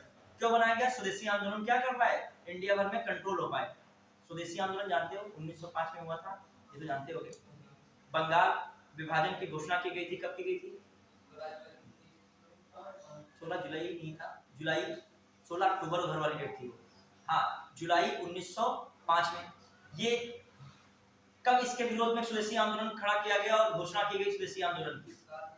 7 अगस्त 1905। कहाँ पे? कलकत्ता के टाउन हॉल में। ये ग्वालियर टाउन हॉल सब यार के मिक्सअप हो जाते हैं ये सब चीज। फिर ये कब जो राखी जो समारोह मनाया गया? 16 अक्टूबर 1905। अब देखो ये सब चल रहा था, इसमें से कौन से दो गीत बहुत फेमस गाए गए थे स्वदेशी आंदोलन में? एक अमर सोनार किसका रचित है? ये रविन्द्रनाथ टैगोर द्वारा लिखा गया। और दूसरा बच्चों कौन था? वंदे मातरम, उसे किसने कहा था? बंकिम चंद्र चटर्जी ने। फिर आइए, अब इसी को आगे उदारवादी थे वो क्या चाह रहे थे कि ये यहीं तक सीमित रहे, और जो उग्रवादी थे कहते हैं ये एक राष्ट्रीय आंदोलन बन जाए, यही अच्छा मौका है भारत को यहाँ से इनको कमजोर करने का, निकालने का। अब आइए तो थोड़ा लास्ट में समझते हो, इससे कंट्रोल करने के लिए अंग्रेजों ने कुछ एक्ट बनाए थे, वो क्वालिटी में आते हैं। कौन सा एक्ट था? राजद्रोह सभा अधिनियम 1907। ये आ चुका, मिलान में आता है, कठिन जब एक्ट मिलते नहीं, जब इतना कठिन क्वेश्चन जब आ जाता है। एक दूसरा एक्ट बना था बहुत इंपॉर्टेंट, भारतीय समाचार पत्र अधिनियम 1908। फिर एक एक्ट बना था इंपॉर्टेंट उसी समय, भारतीय दंड विधि संशोधन अधिनियम 1908। फिर एक्ट बना था विस्फोटक पदार्थ अधिनियम 1908, और एक जो है लास्ट बना था प्रेस अधिनियम 1910। ये आपका पॉलिटी से भी पूछ लेता है, और किससे जुड़ा हुआ है? हिस्ट्री से। पॉलिटी में इसलिए जुड़ा है कि ये एक्ट आ रहे हैं, अधिनियम बने हैं, कुछ ऐसे अधिनियम बने जो भारतीय लोगों की आजादी का क्या कर रहे हैं, हिसाब से हनन कर रहे हैं। हर चीज पे कंट्रोल, सभा पे कंट्रोल, समाचार पत्र पत्रिका पे क्यों कंट्रोल कर रहे हैं? अब जब बाल गंगाधर तिलक है, केसरी निकाल रहे हैं पत्रिका, केसरी में किसका व्याख्यान वो कर रहे हैं? किस आंदोलन का, किस घटना का? कह रहे हैं कि जो मुजफ्फरपुर 1908 में जो घटना हुई, किंग्स फोर्ट पे जो खुदीराम बोस और कौन थे दूसरे, प्रफुल्ल चाकी ने बम फेंका, तो ये घटना ठीक है, क्योंकि ये घटना ऐसी नहीं होगी तो आप लोग समझेंगे नहीं, ये हम लोगों के अधिकारों का हनन किया जा रहा है, तो ऐसी और भी घटनाएं हो सकती हैं। अब ऐसी बात तुम प्रचार प्रसार करोगे अपनी पत्रिका में तो क्या होगा? अंग्रेज इस पर कार्रवाई करेंगे कि नहीं? इनको आगे चल के जेल कर देते हैं। कितने वर्ष जेल में रहते हैं बाल गंगाधर तिलक? 6 वर्ष। तो हर चीज एक दूसरे कहने का लिंक है आपकी, जो है मतलब आप अब वो सब पूछ सकता है वो एग्जामिनर स्वदेशी आंदोलन में, लेकिन ये नहीं पूछना चाह रहा है कि कब ये हुआ, कहाँ हुआ, ये नहीं पूछेगा। पूछेगा ये सब, लेकिन है सब किससे लिंक देखा जाए? स्वदेशी आंदोलन से। एक्ट आ गया किसमें? स्वदेशी आंदोलन में। चलिए आइए कहाँ पे, तो अब मतलब कहने का पीएचडी सब लोग नहीं करना है किसी बच्चों को, इसमें जल्दी जल्दी स्वदेशी आंदोलन 1905 से खासकर भारत इंपॉर्टेंट होता है, 1947 तक बहुत ज्यादा पूछा आता है। देखिए ध्यान से देखिएगा, 1905 से 1927 इतनी घटनाएं हुई हैं जिसका कोई लिमिट नहीं, जितना भी। और आप history, medieval history, ancient history time दीजिए, लेकिन ज्यादा टाइम अपना किसमें निकालिए थोड़ा सा, क्योंकि जो चीज ज्यादा नंबर की मिल रही है उसको क्या कीजिए पहले। और एंशिएंट मेडिवल ज्यादा जितना टाइम दे दोगे पढ़ डालिए एक बार मेन टॉपिक, लेकिन ज्यादा पीएचडी नहीं करना, तो आप तुमको लास्ट में ऐसा टाइम ना मिले कि स्वदेशी के झल से पूरा छूटे जाए सेगमेंट पूरा, और सीधे एकदम हॉल में खड़े हो, सब वहां आ रही हो, सेट करो डलहौजी की संधियां नहीं है, ये होता है लास्ट में, ठीक है। आइए सो तो 26 में क्या है, कुछ रेट निकालने की हो गया। फिर आइए, ये कोई इनका इंपॉर्टेंट नहीं है। फिर आइए, सभी न्यायालयों के अधीक्षक उच्च न्यायालय की शक्ति है। सभी न्यायालयों के अधीक्षक उच्च न्यायालय, ये याद रखिएगा 227 में, मतलब सभी न्यायालयों के अधीक्षक उच्च न्यायालय की शक्ति रखता है कौन, हाई कोर्ट, ठीक है। फिर आइए 228 में, कुछ मामलों का उच्च न्यायालय का स्थानांतरण, कुछ मामलों का किसमें, उच्च न्यायालय में स्थानांतरण, याद रखिएगा। 229 में कौन, उच्च न्यायालय के अधिकारियों, सेवक तथा व्यय। 230 में क्या है, उच्च न्यायालय के अधिकारिता का संघ राज्य क्षेत्रों पर क्या है, विस्तार, ये भी इंपॉर्टेंट है। संघ राज्य क्षेत्र आपका टॉपिक है यूटी, तो यूटी पे किससे लिंक कर सकते हैं, 230। फिर आइए, 2 या 2 से अधिक राज्यों के लिए एक ही उच्च न्यायालय की स्थापना, ये क्या है 231। 2 या 2 से अधिक राज्यों के लिए एक ही उच्च न्यायालय की स्थापना, वैसे ये बात की गई थी, संशोधन करके किसमें की गई थी, पहले तो एक राज्य के लिए क्या बनना था, एक उच्च न्यायालय था, ये बाद में बात की गई, से पहले था एक राज्य के लिए एक राज्यपाल होगा, बाद में क्या बन गया 2 या 2 से अधिक राज्यों के लिए, यहां तक कि कोई यूटी का भी राज्यपाल हो सकता, मतलब कोई यूटी में यदि उपराज्यपाल प्रशासक नहीं है तो वहां तक कि राज्यपाल जो है उसको क्या कर सकता है, देख सकता है। ये भी मतलब लाइन गलत नहीं जो आ जाए, जब आप डीप में पढ़ोगे तो ये बात मिलेगी आपको। फिर आइए, 2 या 2 से अधिक राज्यों के लिए उच्च न्यायालय की स्थापना। अब आओ थोड़ा सा उच्च न्यायालय हो गया, एक बार मुझे मेन आर्टिकल बता दीजिए, अब फिर वो आपका जिला वाला हो जाएगा। मेन बताइए जल्दी से, कौन से याद रखने हैं, 231 याद रहेगा, दिमाग लगाइए। 231 क्या है, 2 या 2 से अधिक राज्यों के लिए उच्च न्यायालय। फिर आ रहा है 230 क्या है, संघ राज्य क्षेत्र का विस्तार है, याद रहेगा दिमाग में। 200 कितना है 31, 230। फिर आइए 200 आपका कितना 29, सेवक है, अधिकारी हैं, वे कोई इतना मतलब नहीं, याद रखो तो रखो। फिर आइए 228, ये इंपॉर्टेंट, कुछ मामलों का उच्च न्यायालय को स्थानांतरण है, कुछ मामलों का उच्च न्यायालय को स्थानांतरण किसमें 228 में, और उच्च न्यायाधीश जज को यहां से वहां भेज देना 222 में था, याद आया। मतलब मामलों को एक उच्च न्यायालय से दूसरे उच्च न्यायालय भेजना किसमें 228 में, और मैं कह रहा हूं न्यायाधीश को एक उच्च न्यायालय से दूसरे उच्च न्यायालय में क्या करना है, स्थानांतरण करना, वो किसमें है 222 में, ये याद रखना है। फिर ये बहुत इंपॉर्टेंट 27 क्या, अधीक्षण करने की शक्ति है उच्चतम न्यायालय की, उच्च न्यायालय की अधीक्षण करने की, अपने अधीनस्थ उच्च न्यायालय की अधीक्षण करने की उच्च न्यायालय की शक्ति, ठीक है। फिर आइए 226, रिट वाला याद रखो, तो याद ही रहता सबको है। फिर आइए तो कौन कौन हो गए, 231, 230, और फिर कौन है यहाँ पर 228 और 227। और 227 का अधीक्षण की शक्ति, और 228 ये हो गया, और 230 हो गया, 231। आइए अगला क्या था, क्या बताइएगा, बस है ही कितने मेरे आर्टिकल है ही नहीं कुछ इतना जैसे हवा कुछ है ही नहीं इसमें। हाँ देखिए 225 का, हाँ कुछ है ही नहीं इसमें, क्या है राज्य को बता दोगे बहुत कुछ तो गड़बड़ा जाओगे। कभी होता है जब कहीं कोई कार्य बड़ा होता है, सर आपके लिए नहीं कुछ है, हम लोग के लिए बहुत कुछ है। वो कुछ नहीं है, सब सबके लिए सेम होता है, कोई चीज दुनिया में कठिन ही नहीं है। जो कठिन सोचोगे, अभी कह दिया जाए आपका समीक्षा अधिकारी एग्जाम देने क्या जाए, कोई आपको नेगेटिव माइंडेड मिल जाए, ठीक है 10 लाख लोग हैं, ठीक है 10 लाख लोग हैं, आप 400 पोस्ट में हैं, क्या वहां पा जाओगे। आप कितने बड़े विद्वान हम जानते हैं, बचपन से देख रहे हैं, तो रात में सोचने में मजबूर हो जाओगे खुद को। फिर कहेगा पहले तो हमको दिखाओ ट्री में निकाल के, कहेगा वो तुमको 10 लाख में गणित लगा, 10 लाख में तुम 4000 में कैसे आओगे, ठीक है। मतलब सोचोगे 4000 वाकई मतलब 9,96,000 बाहर, हम 4000 में अंदर, अब 4000 में आ जाओगे तो निगेटिव मान मिलेगा। 400 में तुम में ऐसी क्या खूबी है जो तुम्ही को ले लिया जाएगा, मतलब कुल मिला के आवाज में कहीं बन गए तुम जान ही नहीं पाओगे हमें क्या खूबी थी, मतलब बस याद करोगे 10 लाख थे, बस ये चीज याद रहेगी। तो ये चीजें नहीं होता है, आप ही करोगे, जो आप में बैठा है, जो फाइनल होता भी उसको भी पक्का नहीं होता कि हमारा इस बार हो ही जाएगा, ठीक है। ये चीजें नहीं होती, आप अपना कर्तव्य कीजिए। और निगेटिव माइंडेड से क्या रहिए, जो इस समय से बहुत लोग तैयारी नहीं जो कर रहे हैं, तो हम लोग तैयारी छोड़ चुके हैं। आज इंटरव्यू था सर, हाँ इंटरव्यू था, आपके फ्रेंड का, हाँ वो होगा, अभी बात होगी, जब इंटरव्यू हो जाएगा तब होगी बात। पहले देखो जब कोई का ऐसी स्थिति में हो तो तुरंत नहीं उतावलापन ये सब होना चाहिए, गहराई लाइए इन चीजों में। अभी मैसेज कर दे, कॉल कर दे, अभी पहले ही पर कौन सी स्थिति में क्या तैयारी चल रही हो।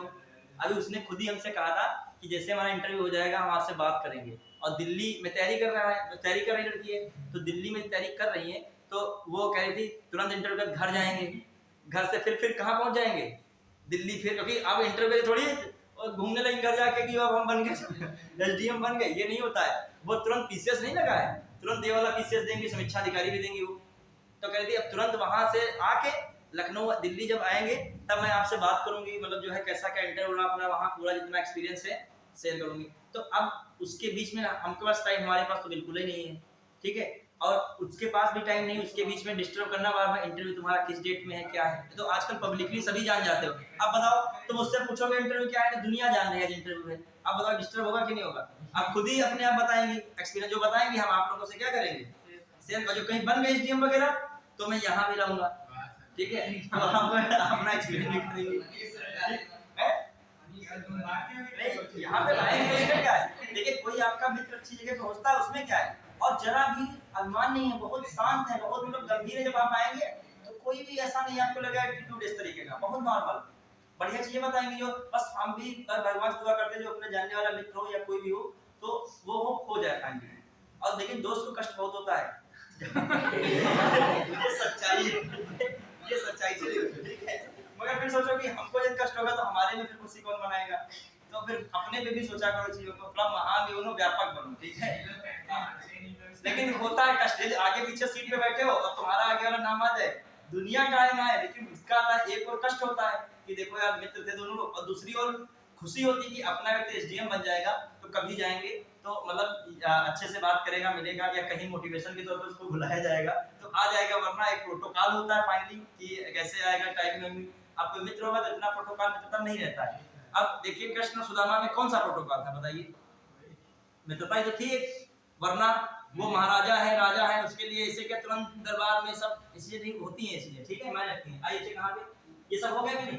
आगे 216 में क्या था, उच्च न्यायालय गठन हो गया, 17 में एक बार मुझे बता दी बस, 16 में क्या था उच्च न्यायालय गठन, 15 में कौन था अभिलेख न्यायालय, फिर 18 में कौन था उच्च न्यायालय में लागू मत करो, ऐसी बात खोल देते हो टाइम चला जाता है 5 मिनट, मतलब जो नहीं लास्ट समय स्ट्राइक रेट हाई रखो, मतलब क्या ऐसा बना दोगे अभी टाइम 2 मिनट नहीं सॉरी है ही नहीं सकता, तुम लोग सॉरी पता नहीं, वो सुनता है कुछ नहीं, सॉरी 5 मिनट बाद ही हो सकती है, सब एकदम बिगड़ जाता है, अच्छा बहुत अच्छे से बता मैंने देखा था इंटरव्यू में क्या होता है, तुम लोग का दूसरे के इंटरव्यू में बहुत मजा आता है, सर आपने बताया था इसलिए वैसे हाँ जी बहुत अच्छी बात बोली, ठीक है चलिए अब जब एक बार जिला न्यायाधीश देखो ना तुम लोग इसको भी कवर नहीं करवाने वाले, वहीं पे घुमा फिरा के आ जाएंगे। जिला न्यायाधीशों की नियुक्ति बच्चे किस, और एक बार देख लीजिए 233 में, ठीक है, बस छूट रही है क्या? बस छूट गई है सर। अच्छा तो फिर पकड़ो जाके आपसे छूटी है नहीं, तो कैसे जाओगे भैया? असल लोकल बस से जाएंगे, बस तो बस होती है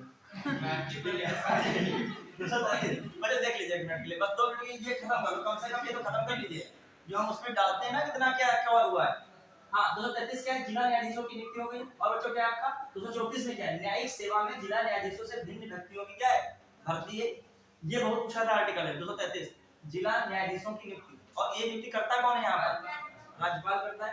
फिर 234 न्यायिक सेवा, जब मिलान कठिन है ना ये मिलान देगा, वो नहीं मिलान देगा, 227 सबको याद हो चुका है, 228 याद है, 222 याद है, 216 याद है, 226 याद है, देगा मिलान क्या 234 235 236 सीधे एग्जाम में वहां देखोगे आके। अब आइए देखिए आपका 234 हुआ न्यायिक सेवा में जिला न्यायाधीशों की भर्ती, फिर 235 में ये इंपॉर्टेंट है 235 अधीनस्थ न्यायालयों पर नियंत्रण, 236 में इतना निर्वचन में नहीं कुछ 37 कुछ वर्गों या वर्गों के मजिस्ट्रेटों पर इस अध्याय के बंधों को लागू ना, इतना इंपॉर्टेंट है, इसमें इंपॉर्टेंट कौन है 233 और 234 और 235 तीन है, 33 जिला न्यायाधीश, 34 न्यायिक सेवा और 35 कौन है अधीक्षण, ठीक है। तरह 238 में देखिए प्रथम अनुसूची के भाग खा में राज्य निरस्त है, ये कोई मतलब नहीं, 39 उस दिन बता रहे थे संघ राज्य क्षेत्र कितना है 239।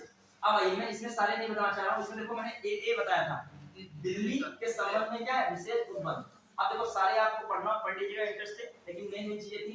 अब देखो 239 में रखा है संघ क्षेत्रों का प्रशासन, काम में क्या है कुछ संघ राज्यों के लिए स्थानीय विधानमंडलों या मंत्रि परिषद दोनों का सदन, याद रहे होंगे ना, पुडुचेरी का पूछा था तो पुडुचेरी के लिए किस आर्टिकल में लगाओ बेटे 239 का ए। अच्छा पुडुचेरी विधानसभा कब बनी थी,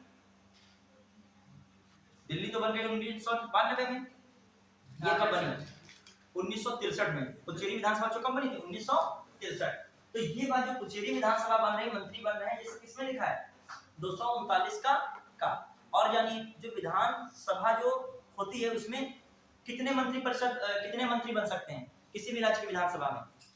मतलब किसी भी राज्य में कितने, जहां भी मंत्री विधानसभा है राज्यों में, सब जगह लगभग है, तो बताइए कि कितने मंत्री बन सकते हैं? कुल विधानसभा के सदस्यों का 15% से अधिक मंत्री नहीं बन सकते। ये किसके लिए? राज्यों के विधानसभाओं के लिए नियम लगता है, लेकिन यहाँ के लिए क्या लगता है? 10%। कहने का मतलब ये दिल्ली में 70 है, कितने हैं? 70 विधानसभा सीटें, तो कितने मंत्री बन सकते हैं? अच्छा, उसमें बताइए मुख्यमंत्री इंक्लूड है कि नहीं है? मुख्यमंत्री क्या है उसमें? इंक्लूड है। आइए जो है, अच्छा उसमें कितने बन सकते हैं? जो आपका कहाँ है पुडुचेरी में, कितने हैं? 30 है। कितने हैं पुडुचेरी में? कितने हैं? 30। तो ऐसे तो देखा जाए तो फिर क्या मंत्री बनेंगे? लेकिन आपका पुडुचेरी है उसमें 30 है, तो 10% कितना हुआ जाके? 3 ही होना जाके। आप जो 10% की बात की है, स्पेशल मेंशन करें 10% तो 3 ही बनता जाके। अब आइए ये 200 याद रखिए, 239 का काका मतलब ए। फिर आइए ये काका संविधान के ऊपर हो जाने की दिशा में उपबंध है, ये इतना इंपॉर्टेंट नहीं है। फिर आइए क्या, अच्छा कुर्ग मतलब कर्नाटक का राज्य था, वो उसको क्या कर दिया गया है? निरस्त कर दिया गया होगा, ठीक है। हाँ, फिर आइए जो कुर्ग आप लोग बताओगे कौन से जो है उसमें जो है आया था, जो आपकी चल रही थी आर्थिक संबंध, आर्थिक नीतियां अंग्रेजों की थी, स्थायी बंदोबस्त, रैयतवाड़ी और महलवाड़ी। कुर्ग किस क्षेत्र में था? कुर्ग के बारे में बताइए, बताइए। रैयतवाड़ी में था कुर्ग। किसमें था? कुरुक्षेत्र शामिल किया गया रैयतवाड़ी। या फिर महलवाड़ी में कौन था? बच्चों को बताएगा महलवाड़ी में कौन क्षेत्र आते थे? ये क्वेश्चन आया हुआ है। मध्य प्रांत और पंजाब वाला क्षेत्र किसमें था? जो है महलवाड़ी में। और आपका स्थायी बंदोबस्त, चलिए टॉपिक से वो हो जाएंगे। एक चीज और बता दूं, इस क्लास में मैं अदर भी चीजें बहुत बताया करता हूँ। अदर चीजें मान ले स्वदेशी आंदोलन भी बताया, 2-3 मिनट। ऐसा थोड़ी है कि वो लाइन तुम पढ़ लोगे तुम्हारे लिए वो जो हो जाएगी टॉक्सिक हो जाएगी, विषय जो विष हो जाएगा। ओके, जो मान लीजिए हिस्ट्री वाले सर पॉलिटी की कोई चीज बता दें इस समय, तो आपके लिए अमृत है चारों तरफ। जो भी ज्ञान इधर मिल रहा, दोस्त बोल रहा, कुछ बता रहा है इंपॉर्टेंट बातें, फर्जी की नहीं, तो वो सारी क्या है इस समय। बस एक चीज बताइए, ये हो गया। अब देखिए, अब ये इंपॉर्टेंट बहुत आर्टिकल है 240, कुछ संघ राज्य क्षेत्रों के लिए विनिमय बनाने की राष्ट्रपति की शक्ति। अब इसको टाइम नहीं एलिब्रेट करना है, 240 A B C D याद आया किसी को? मतलब कुछ संघ राज्यों के लिए विनिमय बनाने की राष्ट्रपति की शक्ति, ये आया है कल ही APS में क्वेश्चन, हमने पढ़ाया था ABCD, याद रखिएगा। इस क्वेश्चन को अभी मैं कल एक्सप्लेन करूंगा। आइए ग्राम पंचायत वाला, अब बताओ ऐसे आर्टिकल आ रहे हैं, अब एग्जाम में हम कल पेपर देख रहे थे इसका। हाँ बस चलिए, अब तो तुम्हारी बात छूट सके। चलिए अच्छा, फिर क्लास यही क्या कर रहे हैं हम लोग, समाप्त कर रहे हैं। हाँ एक चीज बताइए, क्लास से वो फायदा मिला कि नहीं, ये बताइए। हैं जानकारी बहुत सारी कम टाइम में इस समय हो रही है, ठीक है। ठीक बच्चों, ठीक है, गुड इवनिंग।